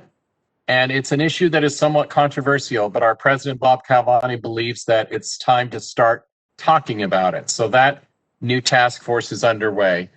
We are in our third year of our interiors task force, talking about mapping the credentialing requirements of the Council on Interior Design Quality against the credentialing requirements at NCARB and looking for a path forward on acknowledging the role of interior designers in protecting the public. And we expect resolutions at our upcoming annual meeting in June, which is scheduled to be in California. It is scheduled to be in Los Angeles the third weekend of June. And at this point, we are still assuming that this is on. It may be a hybrid meeting with a blend of virtual and in-person attendees. But we have 3 resolutions from last year's annual meeting that were postponed. And then we have up to 7 more this year, many of which are housekeeping on or based on historic issues that are need to be sunsetted. But we do expect a number of resolutions to come forward. We plan on, at our January board meeting, determining which resolutions might be put in front of the membership in June, and the board would then issue out drafts of those resolutions in early February for you all to start looking at. And then at the regional summit in March, which is now going to be an all virtual meeting, there will be an opportunity to further talk about the draft resolutions. And then in April, the NCARB board will decide, based on what they've heard from you and your colleagues around the country, which resolutions should move forward and or be amended, and which resolutions may be tabled. So we're now in, after the first of the year, in resolution prep mode. I will also report to you that despite the COVID crisis and despite some uncertainties about our economy, our record holders have stayed on track with NCARB, and so we are in a good place financially to continue to provide full service to you and your colleague member boards around the country. And we're always interested in knowing more about what other services we might be able to provide you going forward. Our staff continues to work remotely. All of them are capable of taking phone calls and responding to emails and doing the work of the council from home. And we don't anticipate reopening the office anytime soon, but we can report that our employees are actively engaged, healthy, and safe at this time. So I would turn to my colleague, Josh Batkin, who I don't believe has been activated yet to speak, if he could perhaps also have an opportunity to add anything that I've missed. Moderator, you'll be able to unmute Josh's microphone. Hi, this is the moderator, and Josh is unmuted right now. I'm not hearing anything, but he is unmuted. Thank you.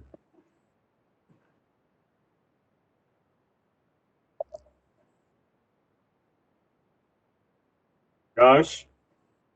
Maybe he had to step. Can you hear me? Yes.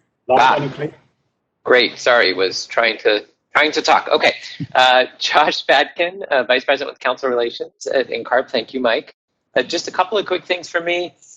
We have continued to see legislative and regulatory challenges across the country. This is something we started to hear from our member boards in surveys 3 or 4 years ago, that you would like additional support when there are legislative proposals that could challenge the authority of our member boards to continue to protect the public in the licensure of architects. So we responded to that request. We have a stronger component at the council now to be able to provide support to our member boards in those situations. We track legislation, we provide technical assistance, we can even hire lobbyists to make sure that the message about the critical work that you do is included in the conversations about regulatory reform across the country. Luckily for you, we have not seen very much of that type of activity in California. So we haven't worked together with you on that because that hasn't been an issue there. But just to let you know, we do see different proposals around the country. The latest is a universal licensure proposal that has been introduced in some states this year that we expect to see again next year, which would basically say if you're licensed in one state, you can be licensed anywhere. And our concern is from a public health, safety, and welfare standpoint that it undermines the work and the authority that you have to ensure that people you license in California are competent to practice safely to your standards. So I'll just mention that in addition to the internal capabilities we've developed, we also have some new alliances that we have established with other regulatory and professional societies to make sure that we can continue to do research, gather data, and make the case when we have these conversations with legislators and policymakers around the country. And I'll just wrap up with two thank yous. Before we visit boards, we look at your alignment with our model programs and national standards, and your state is in alignment with almost all of our national programs and model standards. So we appreciate that. Thank you. And as Mike mentioned earlier, many of you are actively engaged volunteers. So California is well represented in the policymaking structure of NCARB, including on our National Board of Directors with John Baker, one of your former colleagues. And so we thank you for that. We appreciate your important voice and role, and we look forward to you continuing to do that. We'll be issuing an announcement for volunteers for next year in February, and we hope that you'll continue to stay engaged. Thank you. Thank you, Josh. Thank you, Mike. Board members, any questions and comments? Why Mike and Josh still here with us?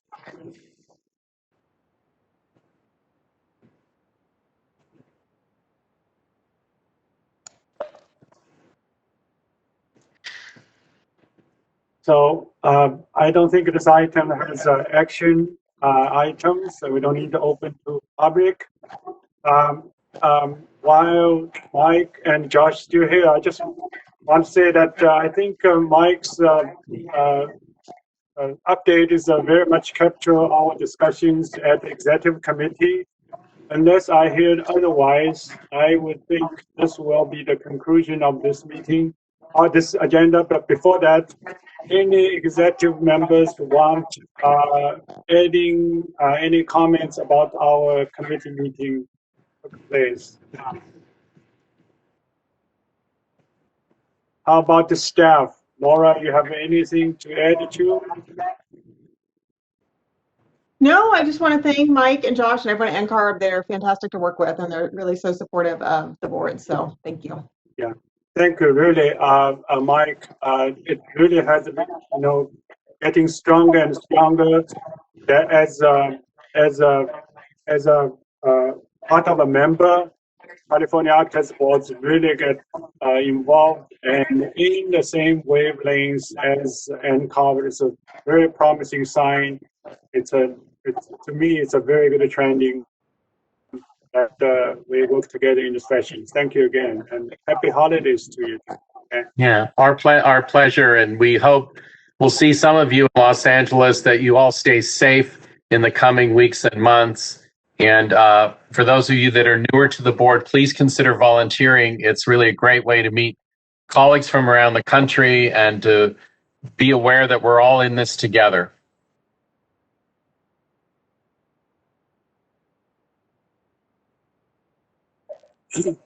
Okay, board members, just the housekeeping item. What I prefer, because the packed agenda is continue until noon. See if it's okay with you, and we need to cover 3 more agenda items. At the noon, we will take a break for half hour, And at 12:30, we will start with closed session, and we will have Nicole Lai, the chief of HR, to speak to us about the evaluation of our chief executive's performance. So these times are fixed. So is that okay with the board that I continue until noon? Fine. Okay, thank you. Thank That you. works for me. Thank you very much. Okay, we will go back to item I believe, a regulatory and enforcement committee report. And between Rob the Pearman and his staff, please give the board that update. Yeah, if Mr. Scogna is available, we can start with the update. Basically, at the meeting on November 5th, we discussed the items that are now listed on your agenda at 2, 3, 4, and 5. And to move things along, we can start with item 2. Is Mike here, Laura, or are you handling this? Mike is on the line. If we can promote him to a panelist, I'm sorry, I should have asked for that sooner. We can get him to help with this item. Hi, this is a moderator. Are you speaking of Michael Skanka? Yes. Okay, sorry. I just promoted the wrong mic, so I'll promote the right one, and thank you.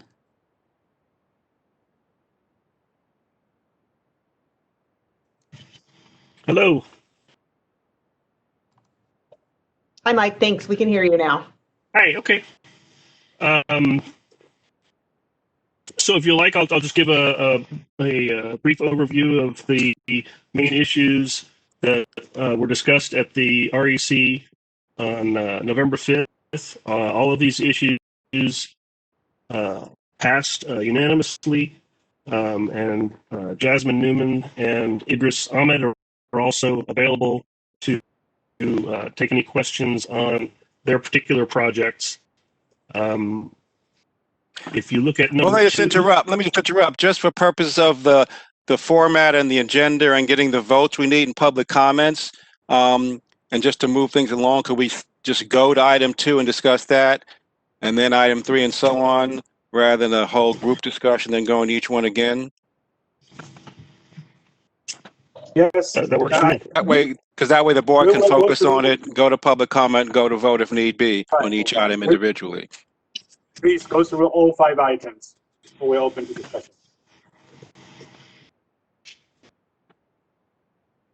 So item number 2 was an update that staff proposed for the architect's business entity report form. And you'll see that attached as attachment number 2. And a newsletter article. Sorry, if I could just clarify. So this item is for update only. It doesn't need board action, and the board can act on it if it wants, but staff can update this on its own. So this can be just an informational item. Yes, so there's a new form that includes a little more information and a request to sign under penalty of perjury, and that is discussed in the informational bulletin that Jasmine wrote that's also attached to the agenda item. If there's any questions about that, I or Jasmine can take them, but no action is required. This is Tara. I'm not exactly sure what the informational item is that explains the form. If you're referring to a document that says new and improved BRF in 2021, is that right, Michael? Is that what you're looking at? There's 2 pages. The first page says California Architects Board Business Entity Form, and the second page says new and improved BRF in 2021. Okay, I just need to make a requested clarification on the page that says new and improved BRF in 2021. In the second paragraph that begins with updates to the BRF include,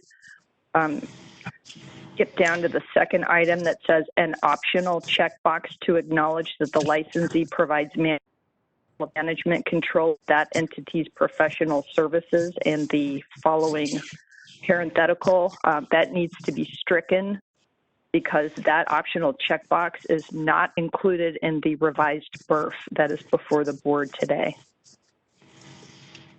That's the true. only That is something clarification I needed. that is something that we discussed, and that has been edited at council's request since it was published in the board packet. So in parallel to the form itself, we had discussed potentially including or requesting information about management control at council's request. We took that off for further analysis, and we also took it out of the informational bulletin in its final version. I have a question. Yes, sir. Yes. Okay, great. This is Pasquale. My question is on the new BERF in 2021. When will the new form be available, and how? Two-part question. And how are California architects being notified? Could I ask that Jasmine Newman be unmuted so that she can answer? Hi, this is the moderator, and I will promote her to a panelist. All right, Jasmine, you've been promoted to a panelist, and you can unmute yourself at will. Hi, this is Jasmine Newman. That date is really a hopeful date that we can get the new BERF out at that time. It may change depending on if we can get the BERF out as is, or if we have to send it to get make sure it's ADA compliant. So that date may change. But we determined that the best way to notify architects is we'll be publishing this informational bulletin on the website under publications. And we will also be sending this out via email to all the architects that we have their email address on file. Thank you. And I believe we'll be including this in new licensee packets when they're issued.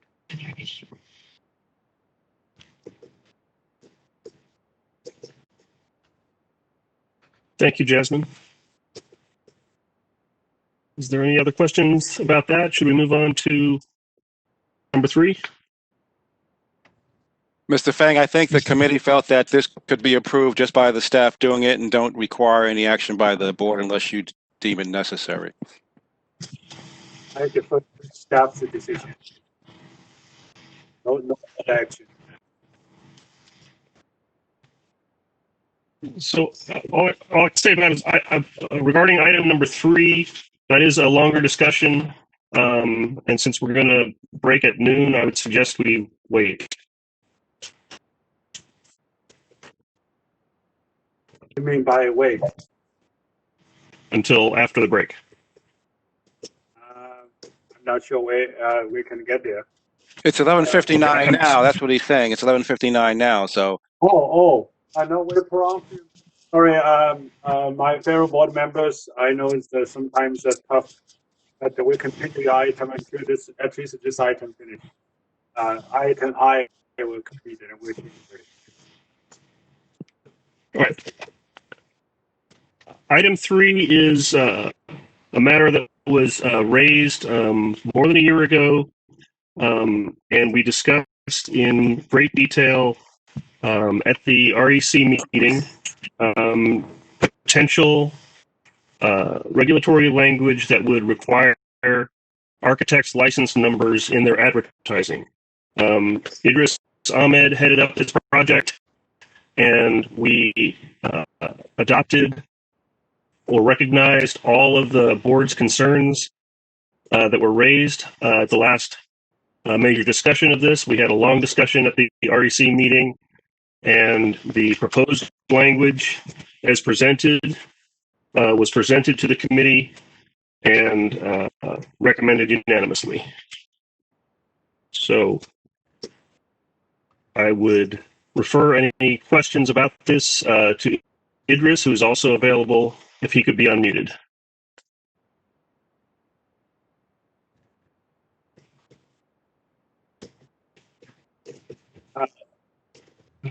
might continue unless I see a raised hand on my screen.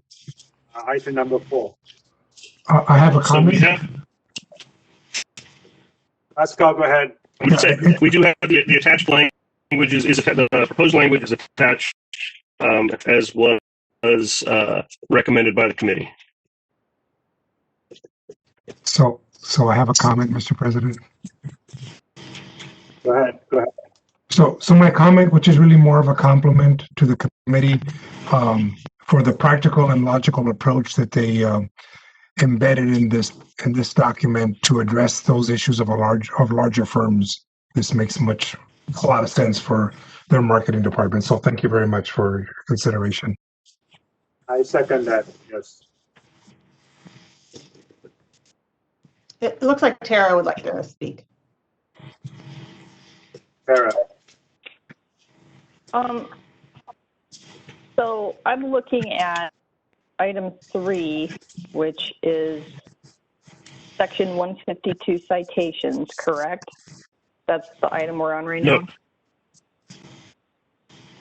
No, I'm sorry. Okay, so then it's attachment 3, not item 3. Attachment 3 is proposed CCR 135, presentment and advertising requirements. Okay, so I have some recommended revisions to this language.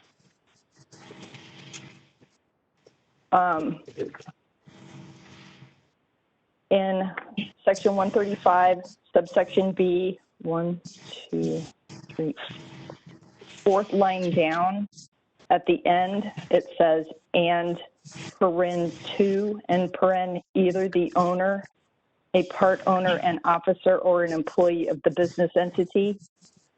Because you've got 4 items listed for that paragraph, I would like to recommend striking the word either after 2, so that it would just read, and 2, the owner, a part owner, an officer, or an employee of the business entity. I am also curious and concerned about the inclusion of the last sentence in that subsection. Advertisements for individual architects within a business entity may use the license number of the individual architect at the business entity. I think this sentence is unnecessary because the subsection is creating a carve out for business entities that contain or employ 2 or more architects. So I don't see why we need a separate statement about an individual and how they're going to use their license number, because effectively they would have to comply with subsection A unless they're part of a business. So I don't know why we need that sentence, and I'm recommending it be deleted unless staff can explain the need for that sentence. So staff discussed this in detail after you made the recommendation earlier this week, and we agree with striking that last sentence. The word either is copied from CCR 134, but if it's your preference, we can delete that as well. Let's move on. Tara, any other comments on this item number 3? On item list number 3, I don't have any other comments. I would request that Karen Halbo weigh in on whether or not we should strike the word either. I think it's unnecessary to include here, even though it's in section 134. I think this is more of a cleanup item. But Karen, do you have any thoughts on this? I would agree with you, Tara. It makes it clearer to read and understand, and that's the point. So I would agree. I think you have a good point, and it would make it an easier to understand regulation. So staff would agree with both of those changes. Okay, I have no further comments on section 135. This is Charles Ward. I just wanted to make a comment. I know that we're in a rush, but I feel really just a little lost digitally. I'm not sure how much I need to be paying attention, but I'd like to pay attention, and it not us all being on different pages and digitally and what's on the screen versus what we're talking about. It's really hard. Yes, often we have this problem. The staff, could you point down to the packet electronic page if you use the electronic page to do your work on item number 3? It's page 38. Yeah, 38 of the agenda packet out of 102. Yes, sir. Thank you. Yes, sir.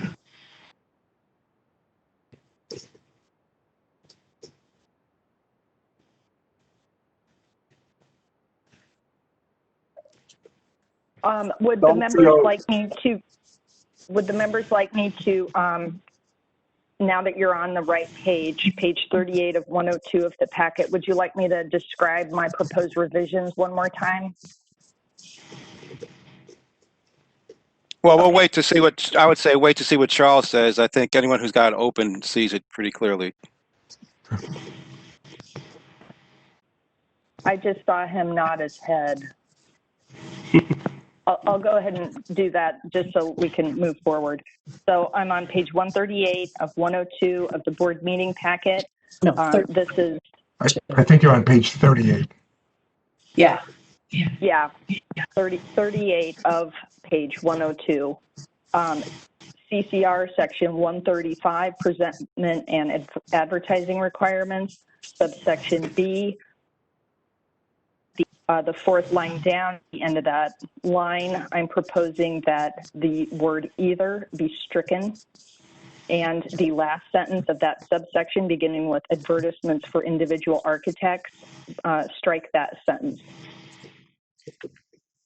That's it.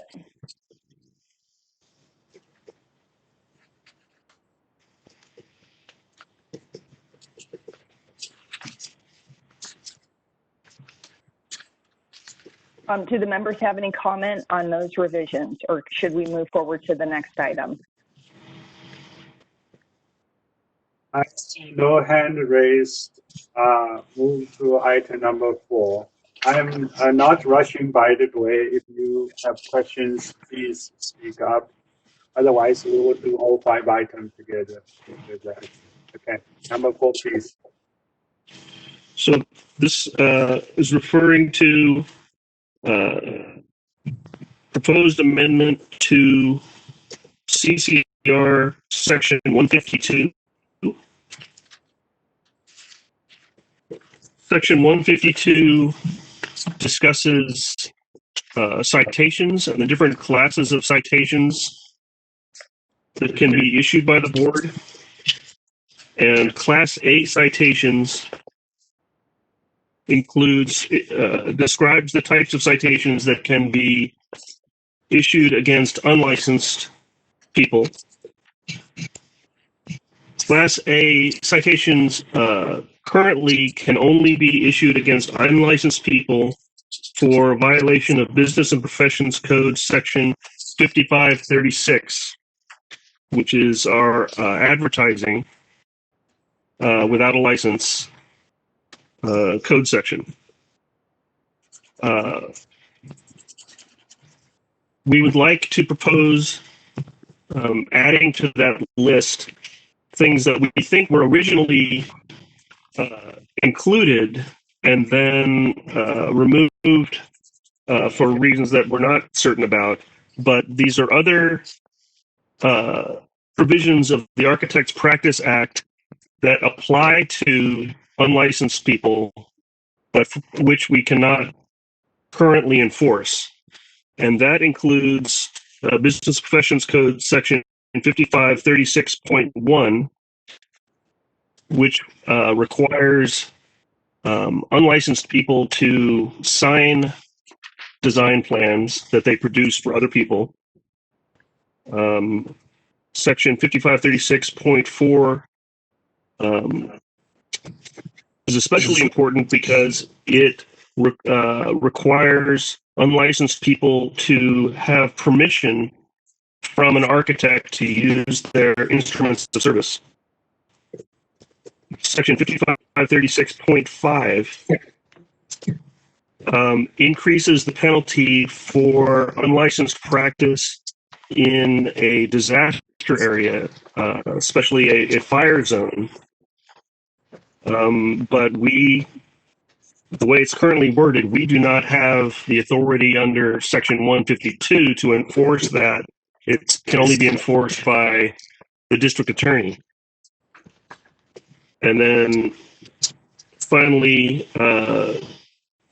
California Code of Regulations, Section 134, says that unlicensed people can't use the word architect in their business name, which is a slight difference from the advertising statute, but it is another part of the architect. These are all of the parts of the Architects Practice Act that would apply to unlicensed people. And then, for some reason, the ones that are presented in red here were removed from the Class A citation authority. So we're asking to put those back in to Section 152.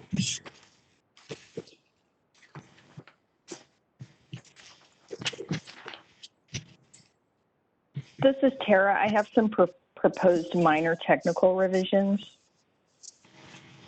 I'm on page 39 of the meeting packet, section 152 citations, subsection C, paragraph 1, second line. It states Business and Professions Code. For conformity with the board's regulations, section 102, which defines the code to be the Business and Professions Code. I recommend striking Business and Professions Code and inserting, just strike it there, strike Business and Professions Code, next word section, add an S. Oh, you've got that, sorry. After 5536.5, insert of the lowercase c code. So that sentence would read, starting on line 2, involve an unlicensed person who has violated sections 5536, 5536.1, 5536.4, and 5536.5 of the code. Then on the next line, after regulations, insert Title 16, comma, so that we're properly notifying individuals where in the California Code of Regulations, Title 16, Section 134 is located. That's all. And staff has discussed that with council, and we agree.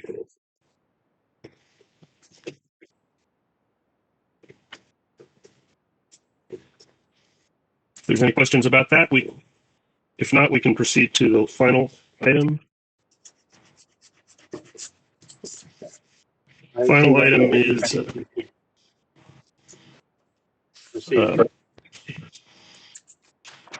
proposed change amendment to California Code of Regulations, Section 160, which is the Rules of Professional Conduct in the Architects Practice Act. The proposal is also included in the packet, and it looks more complicated than it is. Essentially, the goal is to just clean this up a little bit to put the right language under the right headings. Tell the members the page number, electronic page number, please. I'm sorry, I only have a hard copy. Page 41. Thank you. Looks like page 41, yeah. So it should say Section 160, Rules of Professional Conduct. And so you'll see the under subsection A2 that starts in designing a project. This was taken from, if you look at the bottom of the page, the former willful misconduct, subsection 1. So this wording describes elements of competence and is not enforced as a type of willful misconduct. So we proposed moving it from the heading of willful misconduct to the heading of competence. And likewise, below that, the section under standard of care that starts with when practicing architecture, an architect shall act with reasonable care and competence.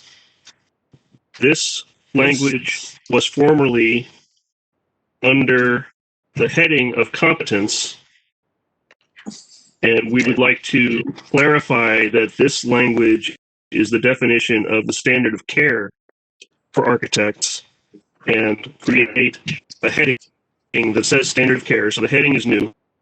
The language is the same that was formerly under competence.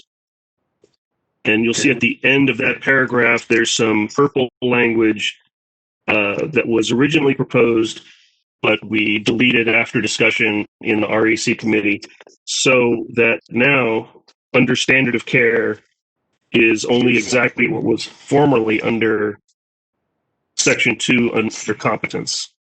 So and then on the next page, you'll see a section called timely response to the board. This section was formerly also under willful misconduct. And again, we don't enforce this as willful misconduct, which has its own definition in CCR 150. It has more to do with breach of contract. So we created a new heading for this paragraph, which is just timely response to the board. So the only things that are changing the only thing that we're proposing changing in 160 are to move around those two paragraphs and create two new headings to clarify what those paragraphs mean.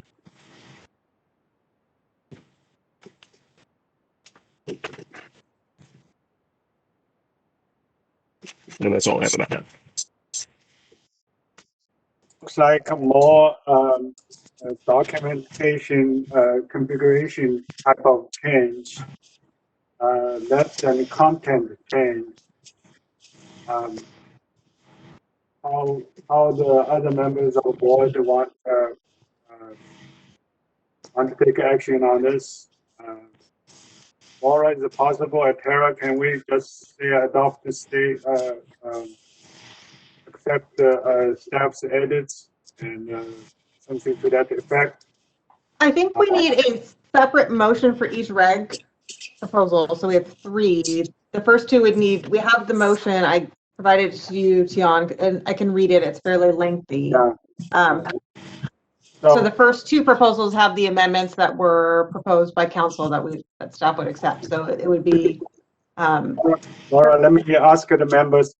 Do you feel like clarification discussion before we go through motions?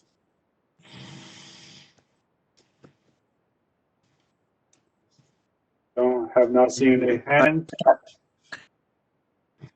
I would just like to know from the chair of the committee whether there was any controversy on these items, and so how that was resolved. Not really. The advertising one had been discussed many times before, so nothing new came up. And again, just by background, that was mainly in response to website advertising. That's really the focus. And one of the REC members is a broker, and that advertising requirement is in their profession. It was described as something that's no longer controversial and has worked well. So otherwise, the committee accepted the changes. Thank you. My other question, are any of these changes to regulations in response to specific issues that the board that the staff has had. I mean, I'm just making that assumption, but if somebody could just let me know that these are in response to current issues that have been tracking over the past few years.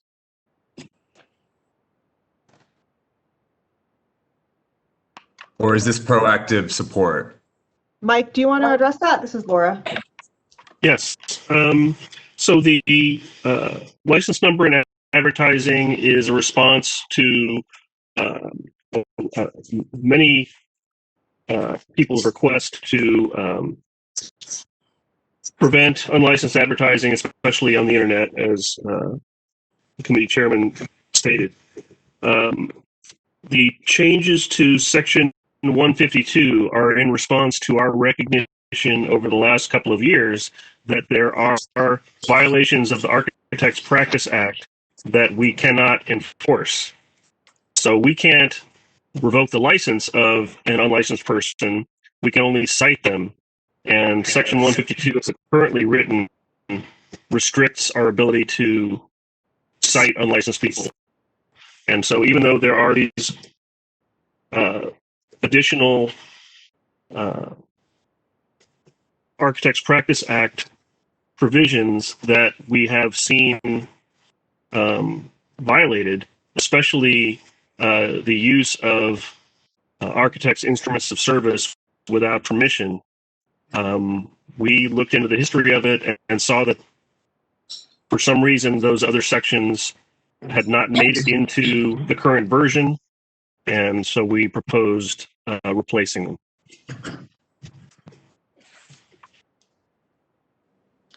We'll actually go on break. This is good timing.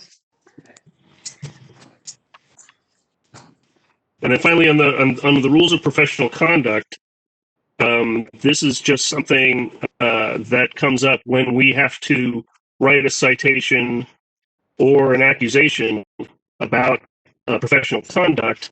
It doesn't really make sense when we're talking about negligence for the standard of care language to be under the heading of competence, which is a different legal concept. So we thought we would take the opportunity to clarify that.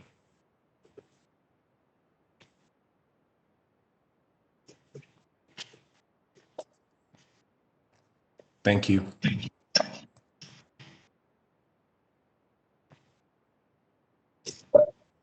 Tara, this is Nilsa. Do we have to go to public comment first, or can I make a motion? Nilsa, we have to make 3 separate motions. I can help you read it to you, or Laura can help read the motion?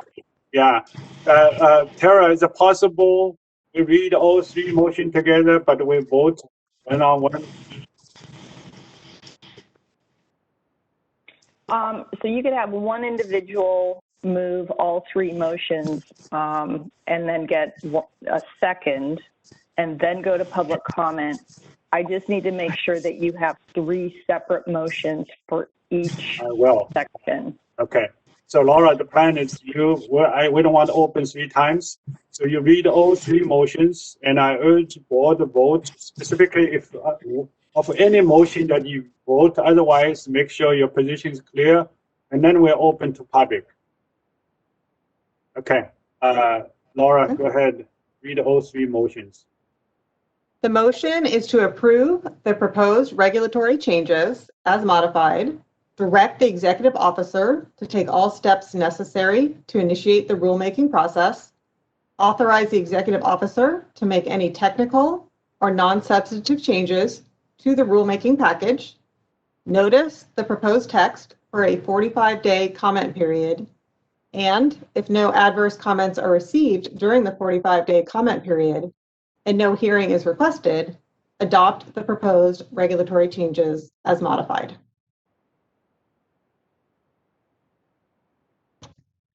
Second.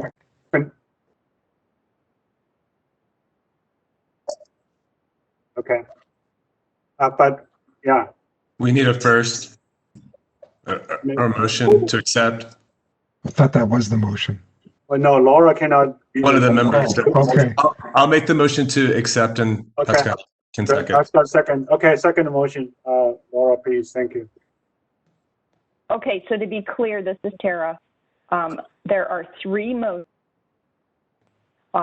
with the same language. The first motion with that language applies to CCR section 135. The second motion has that language applied to section 152. And the third motion has that language applied to section 160. That's correct. I'd make a motion to accept all 3 as Tara has clarified. Second. Okay. Second. Pascal, second. Okay, I'd like to open public comment, moderator, if you could help. Thank you, Mr. Board President. This is the moderator, and I have opened up the Q&A panel. If you would like to make a comment, please type "I would like to make a comment" and submit it to all panelists using the field in the lower right-hand corner of your screen. We are displaying instructions for your reference. So is it possible, I noticed that Mark Christensen was raising hand. Is it possible you give him the microphone? Yes, and he has made a request for comment as well. So Mark, you're unmuted. Thank you very much. Mark Christian with AIA California. Mostly for the benefit of the members of the board who are also members of REC regarding item 5, which is page 41. That item, as presented to the REC, I expressed concerns about. Changes have been made. We are perfectly fine with the language that's before the board right now. We would support that. Again, clarification for those members who are also members of the REC and who are part of that discussion. Thank you, Mr. President. For the clarification. Okay. Any other comments from public? Yes, we have a Scarlett that would like to make a comment. So Scarlett, you have been unmuted.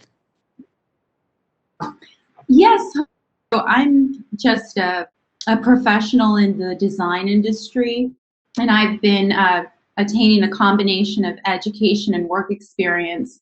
I have an associate's in interior design from the Fashion Institute of Design and Merchandising. I have a bachelor's of science in interior design from the Art Institute of California in Los Angeles. And my career has just been evolving. I was volunteering at the Gamble House in Pasadena, run by the USC School of Architecture. So I've accumulated a lot of design experience in the architecture field and in interior design field. But it doesn't seem to ever be enough. And I'm right now during COVID pandemic, it's just a really big delay. And I mean, I've been delayed to try to gain work experience to qualify for national exams, the NCIDQ, and I'm pursuing the NCARB also. But so in order to meet the state requirements and to qualify to sit for these exams, the ARE, the NCIDQ, I mean, I'm kind of at a loss where I think maybe I need just to see if there's more options and also more education. I'm not sure, but I was looking into, I'm trying to attain licensing to feel more confident and secure in my own profession, whether I practice architecture or interior design. And I'm sorry, this is a moderator and your 2 minutes are up. All right, this is the moderator and we have no further requests for public comment. Would you like me to close the Q&A panel? Yes, please. Okay. Ms. Secretary, please call the roll. Ms. Secretary, please call the roll for voting on 3. I'm going to be calling the roll for all 3 changes and for the motion that was made by Charles Ward. Tian Feng? Aye. Nelson Serrano, aye. Malcolm Gladstone? Aye. Pascual Gutierrez? Yes. Ronald Jones? Aye. Sylvia Kwan? Ebony Lewis, Aye. Robert Pearman, Aye. Aye. Charles Ward. Aye. Okay, motion passes. All motions. I have a housekeeping item. We doing great job, but the way it looks like I have to come back after the closed session to the public session again because we just have 2 more items need to cover. So I would suggest we take a 20 minutes break, come back at 12:50, and then we'll do a quick discussion amongst ourselves about the evaluation of EO. And before 1 o'clock, the HR chief, Nicole Lay, speaks to us. And we'll continue our closed session until it's done, and we'll reopen for public. Is that okay with the members? Point of clarification, Mr. President? How long did you, what was the time that you wanted us back? Recess is until 12:50. Gotcha. 20 minutes recess. Thank you. So I see no objections. The session, public session is recessed and will be Mr. reopened. President? Yep. I do have just a really brief comment for the public member that just spoke, Scarlett. I know she was cut off, but I think I know where she was going. And I would encourage her to approach AIA and NCARB to bring back a program that was titled the Emerging Professional Companion, which was an exquisite program designed just for cases like this when we're in COVID lockdown, to continue the experience forum or a gathering of experiences in professional practice in alternative ways. So Scarlett, if you're out there and you can still hear, please encourage those folks to bring back the Emerging Professional Program. Yeah, she's there. Great. Thank you. Thank you. Very helpful. This is Laura. If I could just add, NCARB offered to reach out to her to follow up on her point of concern. So we'll get some follow up on that. Thank you. Excellent. Excellent. Okay, so we are taking break, and please come back 12:50 for closed session. Clara, how do I announce this to public? Is it adequately said? I'm sorry, Tian. Am I said clearly to the public? We are in recess of public session. We will go to closed session at 12:50. And upon close session completion, we will reopen for public session for the remaining public agenda items. Perfect. Okay, good. Thank you. Thank you. We'll see you at 12:50. Nilsa, I think that your last comment would be a great topic of conversation in your diversity committee. Yes, but I just think that that would be great in terms of the national scope, but we need to figure out more in California on something that we can do about making sure that our students of color are given the guidance to be able to pass this on the first try, if possible. Yeah, yeah. Okay. Got you. I will push. And I'm sorry, when we looked at the scores, the table, were you looking at page 5? Because on page 5, the actual, historically, the scores are elevated in the passing. Yeah. From years past, they are elevated. Yeah. Thank you. So we are on the agenda M. Laura, is that all you have?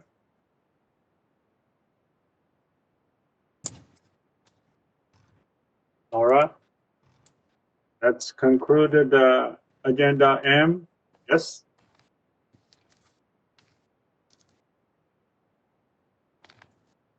Laura's muted. Laura? I'll turn that item over to Trish if we're done, if there are no other questions on the report.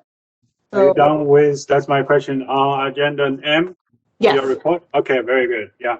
So we will now have Trish Rodriguez to report on LATC's meeting and updates. Thank you, Dan. The LATC covered a lot of material at its meeting on December 2nd. There are 2 action items for the board. I'll walk through the agenda and stop at those items so we can take action at that time. The committee welcomed its newest member, Pamela Brief, to the LATC. Ms. Brief was appointed by Governor Newsom on October 22nd, and her term expires June 1st of 2024. She holds a Bachelor of Science degree in Landscape Architecture and minor in Business from Ohio State University, and currently works as president and founder of Pamela Studios, Inc., primarily in the Southern California region. Her bio is posted on the LATC website and will be included in the next issue of the California Architects Board newsletter. Under the Program Manager's Report, the committee was updated on the status of pending LATC regulations and that a request was submitted to the department to request assistance in moving these packages through the department and onto the Office of Administrative Law for initial notice. LATC staff is working closely with legal counsel to expedite the processing of the packages and meet identified timelines, and have included a chart illustrating the status of progress for each regulation package in the EO report per the request of the committee. Additionally, since the LATC meeting last week, the regulatory package for sections 2655, substantial relationship criteria, and and 2656, criteria for rehabilitation, was approved by OAL on December 4th. The proposed changes in these sections were in response to the passage of Assembly Bill 2138. The approved regulations will be posted on the LATC website within 15 days of being filed with the Secretary of State. In addition, there is one package that is prioritized at the top of the list and will reduce barriers by expanding pathways to licensure. This package is for sections 2615, form of examinations, and 2620, education and training credits, which was submitted to agency on November 18th and is on an expedited track and goal to publish the initial notice with OAL by the end of December. The next item on the LATC agenda, the LATC was presented an update from DCA Budget Office with an end-of-year budget for fiscal year 1920. Expenditures were reported to be on par with spending trends for the past 3 years. The LATC saved approximately 18% of its overall budget, reverting $202,000 at the end of the year. The fund condition, which captures revenues and expenses, was reported at 13.5 months in reserve, well below the 24-month statutory limit. No concerns or issues were identified, and the program's budget was reported as solid and expected to remain so for the current fiscal year.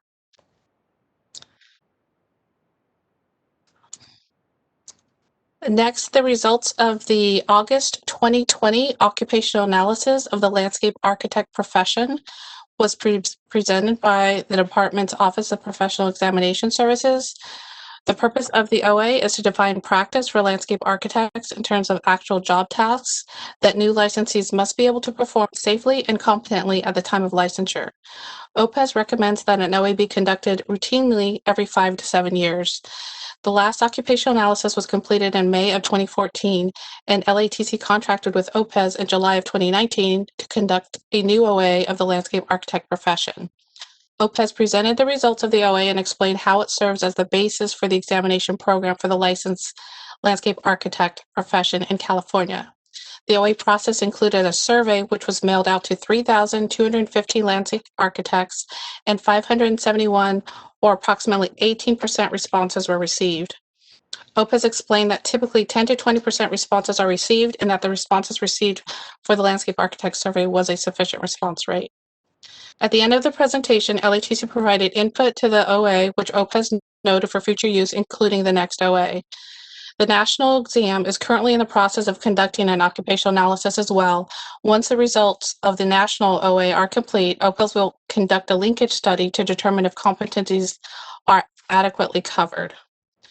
No action was needed on this item, and the report will be posted and available on the LATC website by December 17th.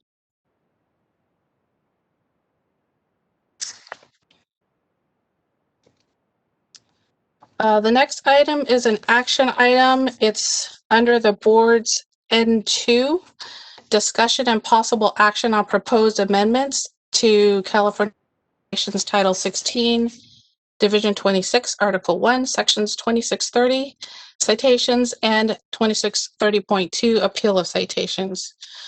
So to summarize, Business Professions Code Sections 5526.5 of the Architects Practice Act, as amended, effective January 1st, 2020, allows the respondent of a citation to request a formal administrative hearing after an informal conference if the citation is upheld or modified. BPC Section 5526.5 also authorizes the executive officer to appoint a designee to hold an informal conference in the event of a conflict of interest. LATC's appeal of citations is regulated by Title 16, Section 2630.2, appeal of citations, which allows the respondent to have a formal administrative hearing after an informal conference if one is requested within 30 days of service of the original citation.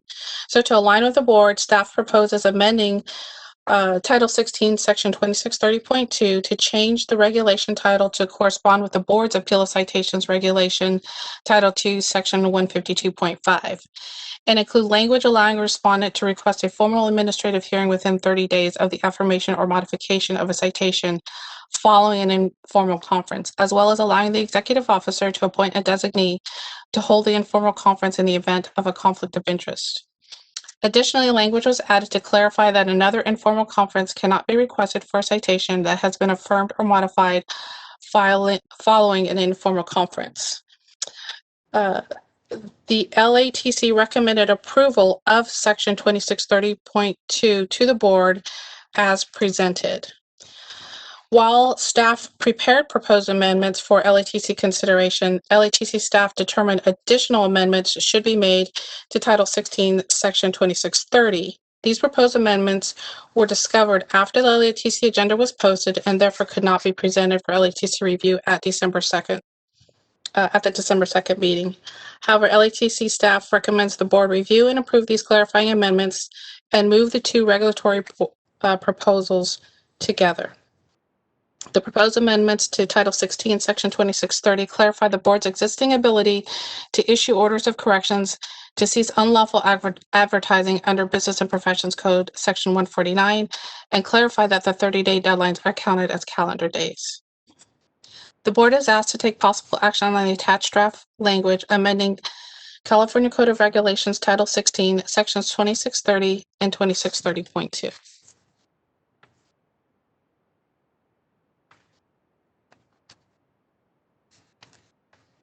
Could I get a motion? It's the entire text is a revision because there's no track change within Joe. Want to clarify a little bit? Tian, the track changes are on attachment N.2, attachment 2, and it's combined sections 2630 and 2630.2.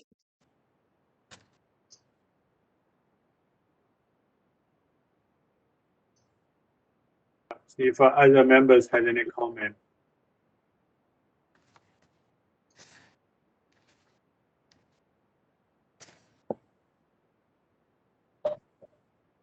This is Laura. I just want to mention that this would need the same motion we use for the board's regulations. It's fairly lengthy, so I can read it whenever it's appropriate.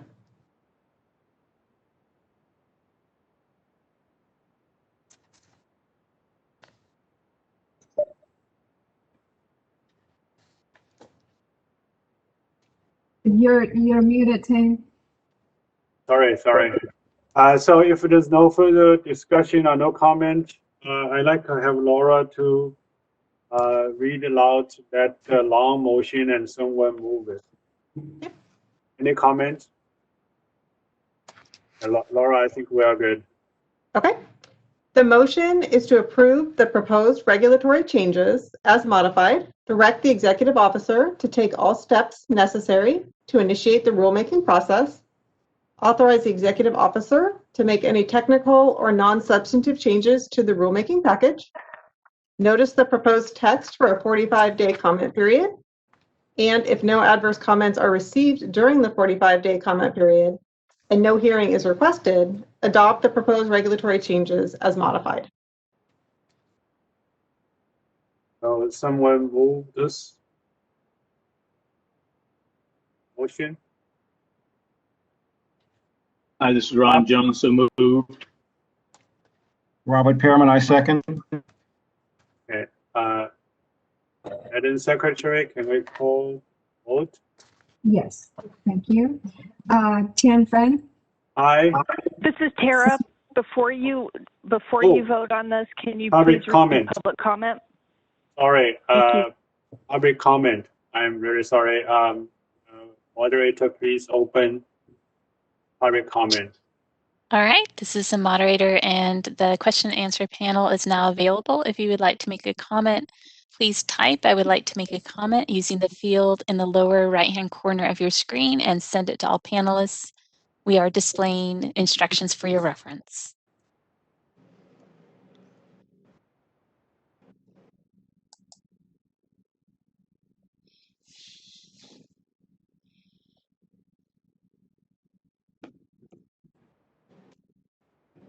This is the moderator. I see no request for public comment at this time. Would you like me to close the Q&A panel? Yes, please. Okay, it's closed. Okay. We continue on our voting. I'll start all over again, please. Okay. Tian Feng? Aye.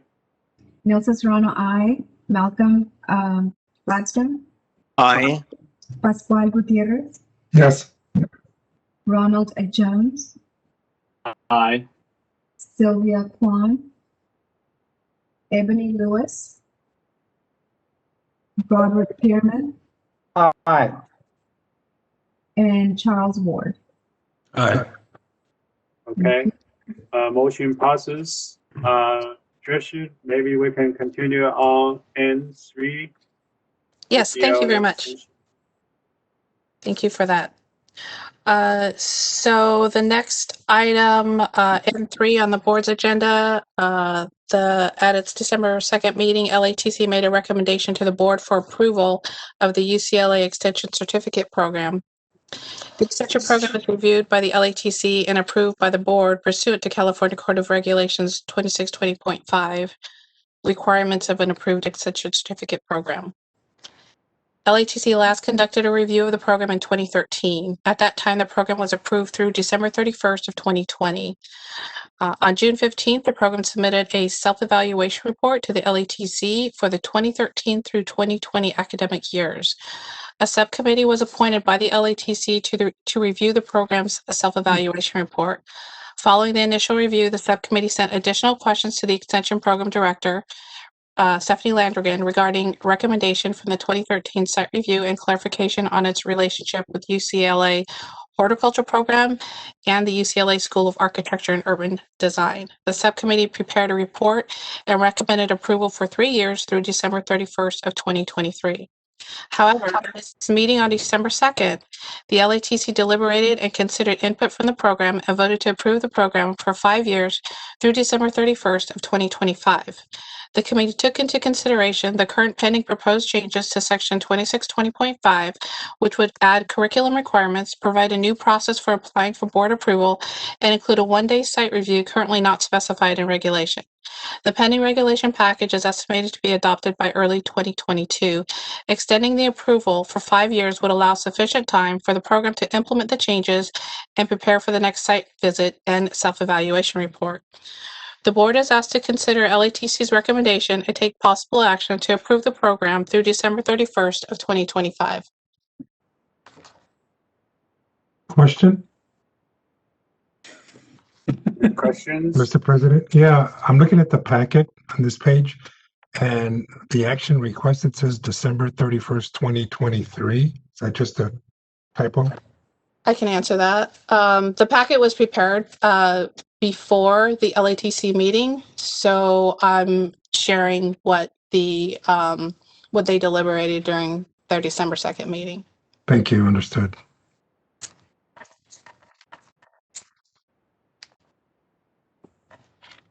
So,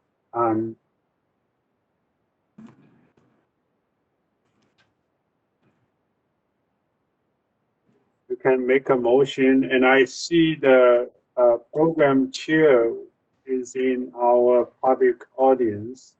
Maybe after we make a motion, we would want to hear if she has any remarks want to make the full board.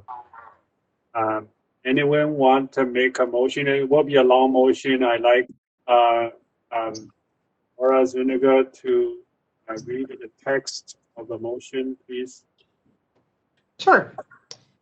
The motion is to approve the proposed regulatory changes as modified, direct the executive officer to take all steps necessary to initiate the rulemaking process, authorize the executive officer to make any technical or non-substantive changes to the rulemaking package, notice the proposed text for a 45-day comment period, and if no adverse comments are received during the 45-day comment period and no hearing is requested, adopt the proposed regulatory changes as modified. So, This is Trish. Could I make a comment real quick? The Yes, motion is please. actually not for regs, but for the approval of the program for 5 years. okay, we'll make that correction. Before we move the motion, moderator, Tara, can I open to public comment? Yes. Well, Okay. do you have someone who's moved and a second?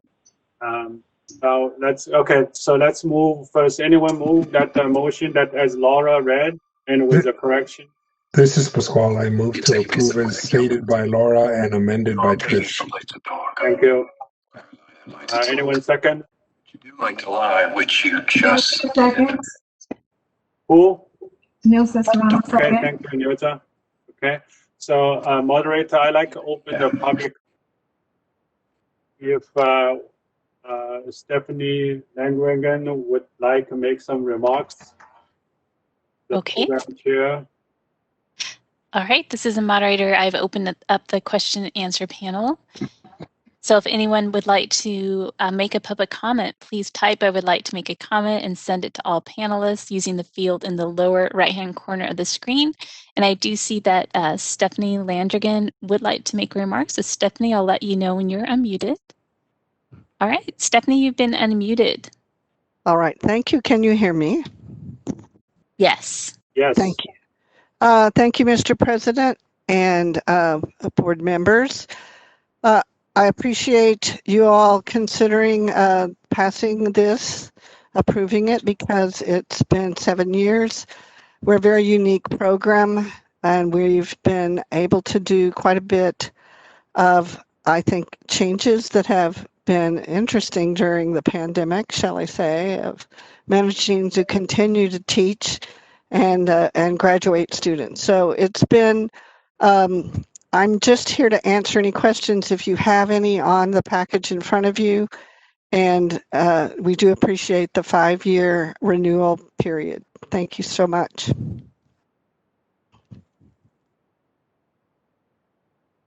This is the moderator. We have no further requests for public comment. Would you like me to close the Q&A panel? Yes, please. Okay. Sean, this is Laura. I just want to clarify. So I was ahead of myself on the motion I read. It's just as Trish stated to approve the program through 2025. That's right. We Regulations amended. reset. Yeah, we amended. Thank you. Mr. President, would you like me to call for the question? We close for public comment. Any other last minute discussions before we call for a vote? Okay, I hear now. Madam Secretary? Yes. Jeff Fang? Yes. Nilsa Serrano, yes. Malcolm Gladstone? Yes. Pascual Gutierrez? Yes. Ronald Jones? Yes. Sylvia Kwan? Ebony Lewis? Robert Pearman? Yes. Charles Ward? Aye. Okay, motion passes, and good luck for the program. And thank you for all your work and I see now more people. Actually, John, I just saw you also log in as a LATC member. Thank you for being here. Okay, so next agenda item is. Tian, I'm still reviewing my update. Oh, you have one more? Okay, sorry. Well, I just wanted to continue updating. Thank you very much for the 2 action items, but I'd like to just finish updating the board on what the committee covered at their December 2nd meeting. I just have a little bit more left. So we discussed 2 strategic plan objectives. Staff were tasked to research the need for continuing education. Staff presented initial research, including background of the board's CE requirements, enforcement actions against California landscape architects, and CE requirements of other landscape architecture registration boards. Staff confirmed that 38 out of 52 or 72% of registration boards require licensees to complete CE for license renewal, and biennial renewal cycles require between 12 and 32 hours of CE. Examples of topics and activities to satisfy CE requirements was presented to the committee, along with a detailed table of standards and requirements for the various jurisdictions. LATC determined that further research and discussion was needed. Staff were directed to conduct further research to include why CE was either determined to be necessary or not necessary, and the LATC chair and myself will work to define next steps for future discussion. No motion was made on this item, and the committee will revisit the topic at its next meeting. Yes, I recall that I mentioned to the LATC members that the full board is looking at our continuing education and welcome them to listen in this meeting. So they are here. I think I saw a couple of them. Yes, they were definitely interested in paying attention to that conversation today. The second objective was to develop an online tutorial to clarify the licensure process for candidates. The committee worked with the department's public affairs office to develop a set of video tutorials covering candidate application for the licensure examinations. Second video required education and training experience, and a third video on the initial licensure process. So the 3 videos were initially presented on February 5th, and the committee requested that further clarification of the process for candidates to follow the exam approval be added. In addition, they requested the removal of some scenes. They wanted the actors to better represent the current diversity of landscape architecture applicants, and also traditional office and studio imagery. The LATC approved the videos at the meeting, and they will be posted on our website by the end of the month. The next item, the LATC did discuss the California Architects newsletter and the best means to communicate with landscape architects, as well as the relevant content ideas and the various platforms to include and disseminate information. I will continue to work with the LATC chair on this item before the next meeting. The committee also discussed a possible new logo and reviewed drafts prepared by the Department of Office of Publications, Design and Editing at its February 5th and September 4th meetings.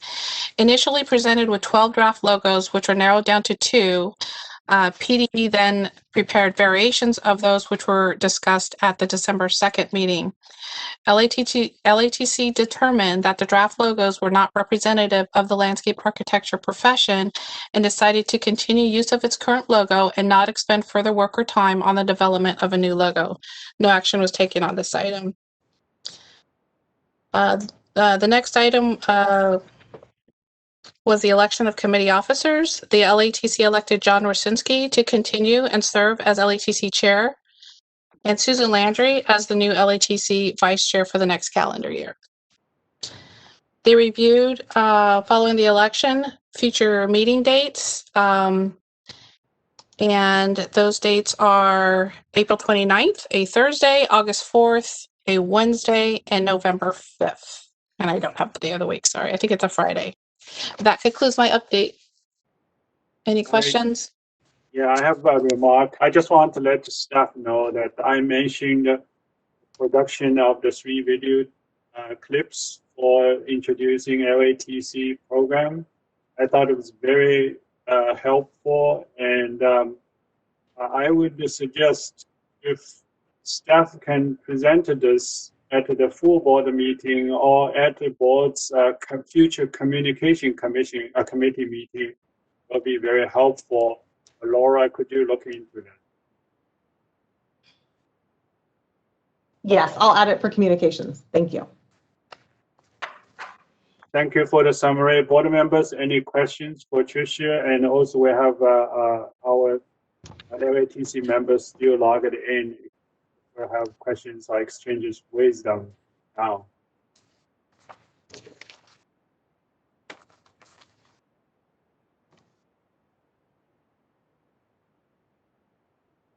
I hear now. We will then move to next agenda, which is a future meeting dates. Thank you, Tricia, and Laura, please continue. Sure. John, can I just add 2 items I forgot to include in the program update because they weren't included in the packet? Yes, please. Just 2 items to mention since the packet was printed. One, we had been working on an online submission of CE. That was something the Professional Qualifications Committee worked on. So that became operational this month. So it's just going into process now. So we hope we get a good response to that, and we'll provide updates to the board at future meetings to let you know how it's going. And then the other item is to let you know that BCA let me know yesterday that they need to reassign Tara, our attorney. So she's no longer going to be our board counsel, which is very sad for us. She has been wonderful and great to work with. So I'm going to miss her and just wanted to mention that and thank her for her service to the board. Yes, Laura, we will hope you give us good news as a conclusion of this meeting, though. Is it appropriate to make a comment? This is Brett Gladstone. Please, go ahead.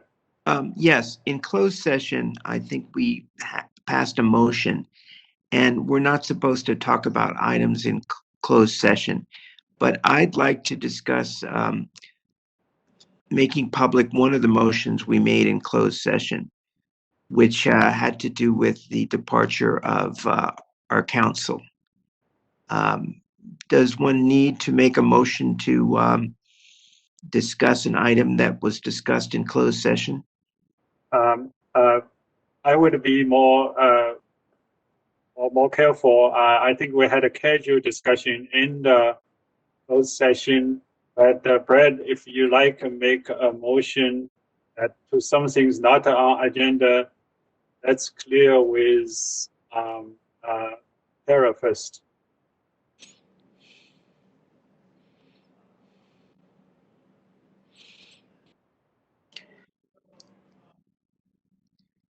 This is Tara.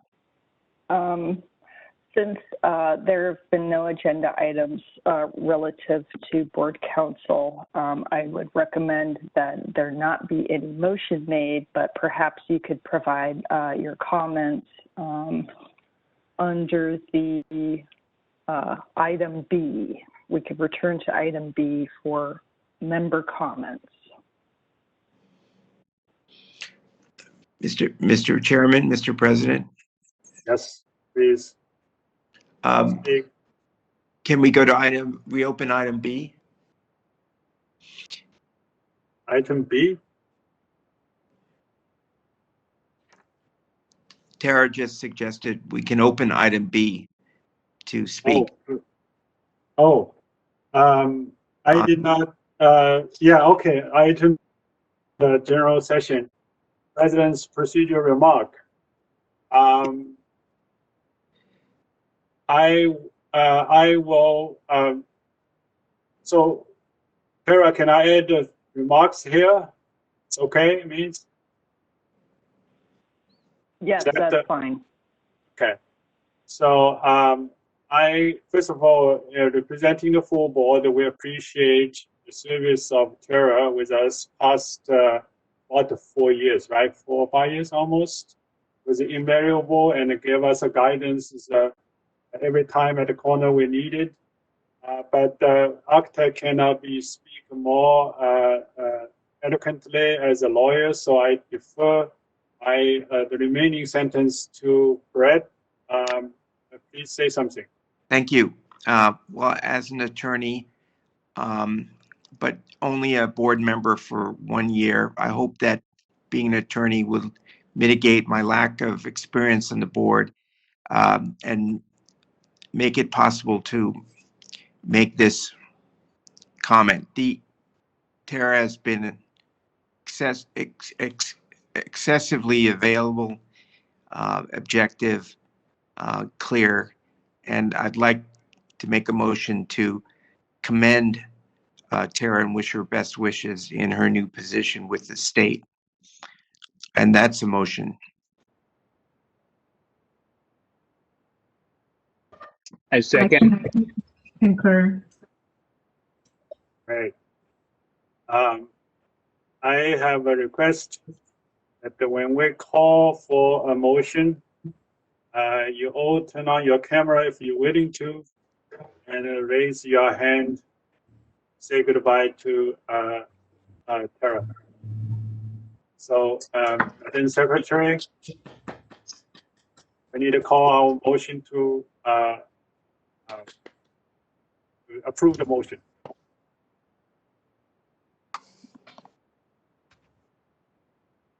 Would you like to receive public comment? I'm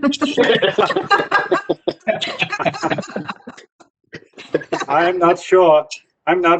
Tara, the public really likes lawyers, so.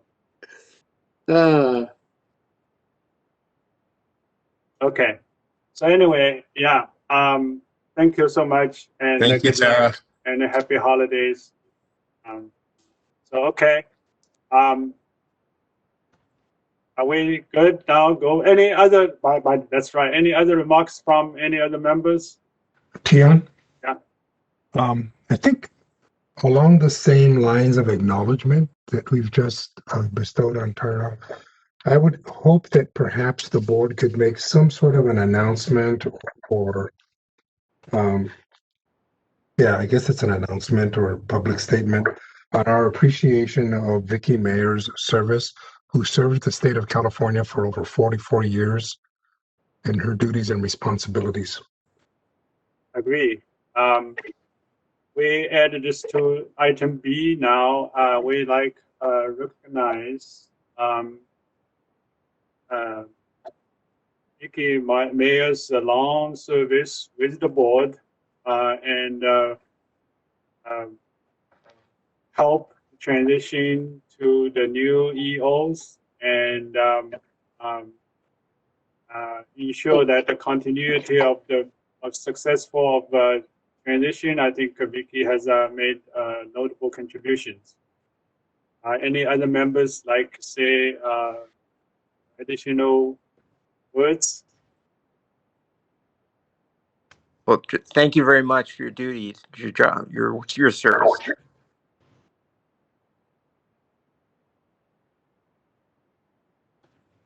Okay.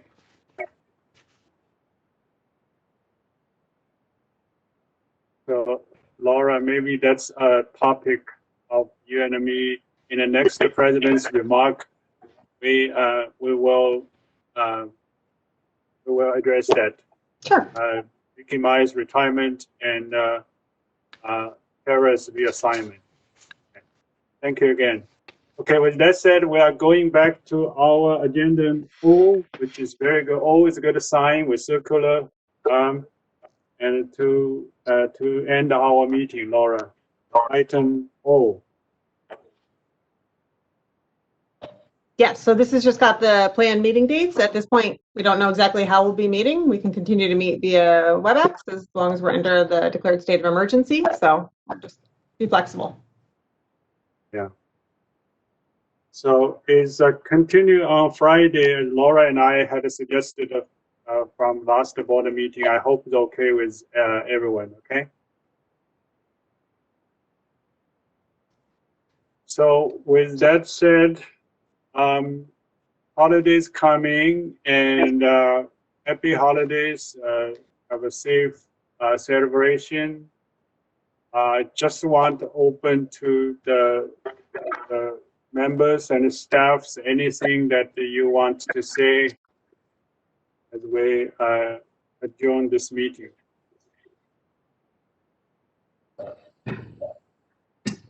This is Nelsa. I just want to say that it was this year. I look forward to working with all of you next year. And hopefully next year, we're all going to go to somebody's house to do our annual Christmas dinner celebration. We'll do that. We'll have to have a confidence then, since will happen. Yes, it's going to happen. And Tara, we're definitely going to miss you, and we're definitely going to miss Vicky as well. So thank you so much for the opportunity for me to speak. And also welcome the new members join us this year. I see you, Ron. Thank you very much. Right in front of me. Thank you. Okay, thank you again, all members. Again, have a good holiday, and we will see you next year. Happy holidays to all. Bye, all. Bye. Bye. Bye. Peace out.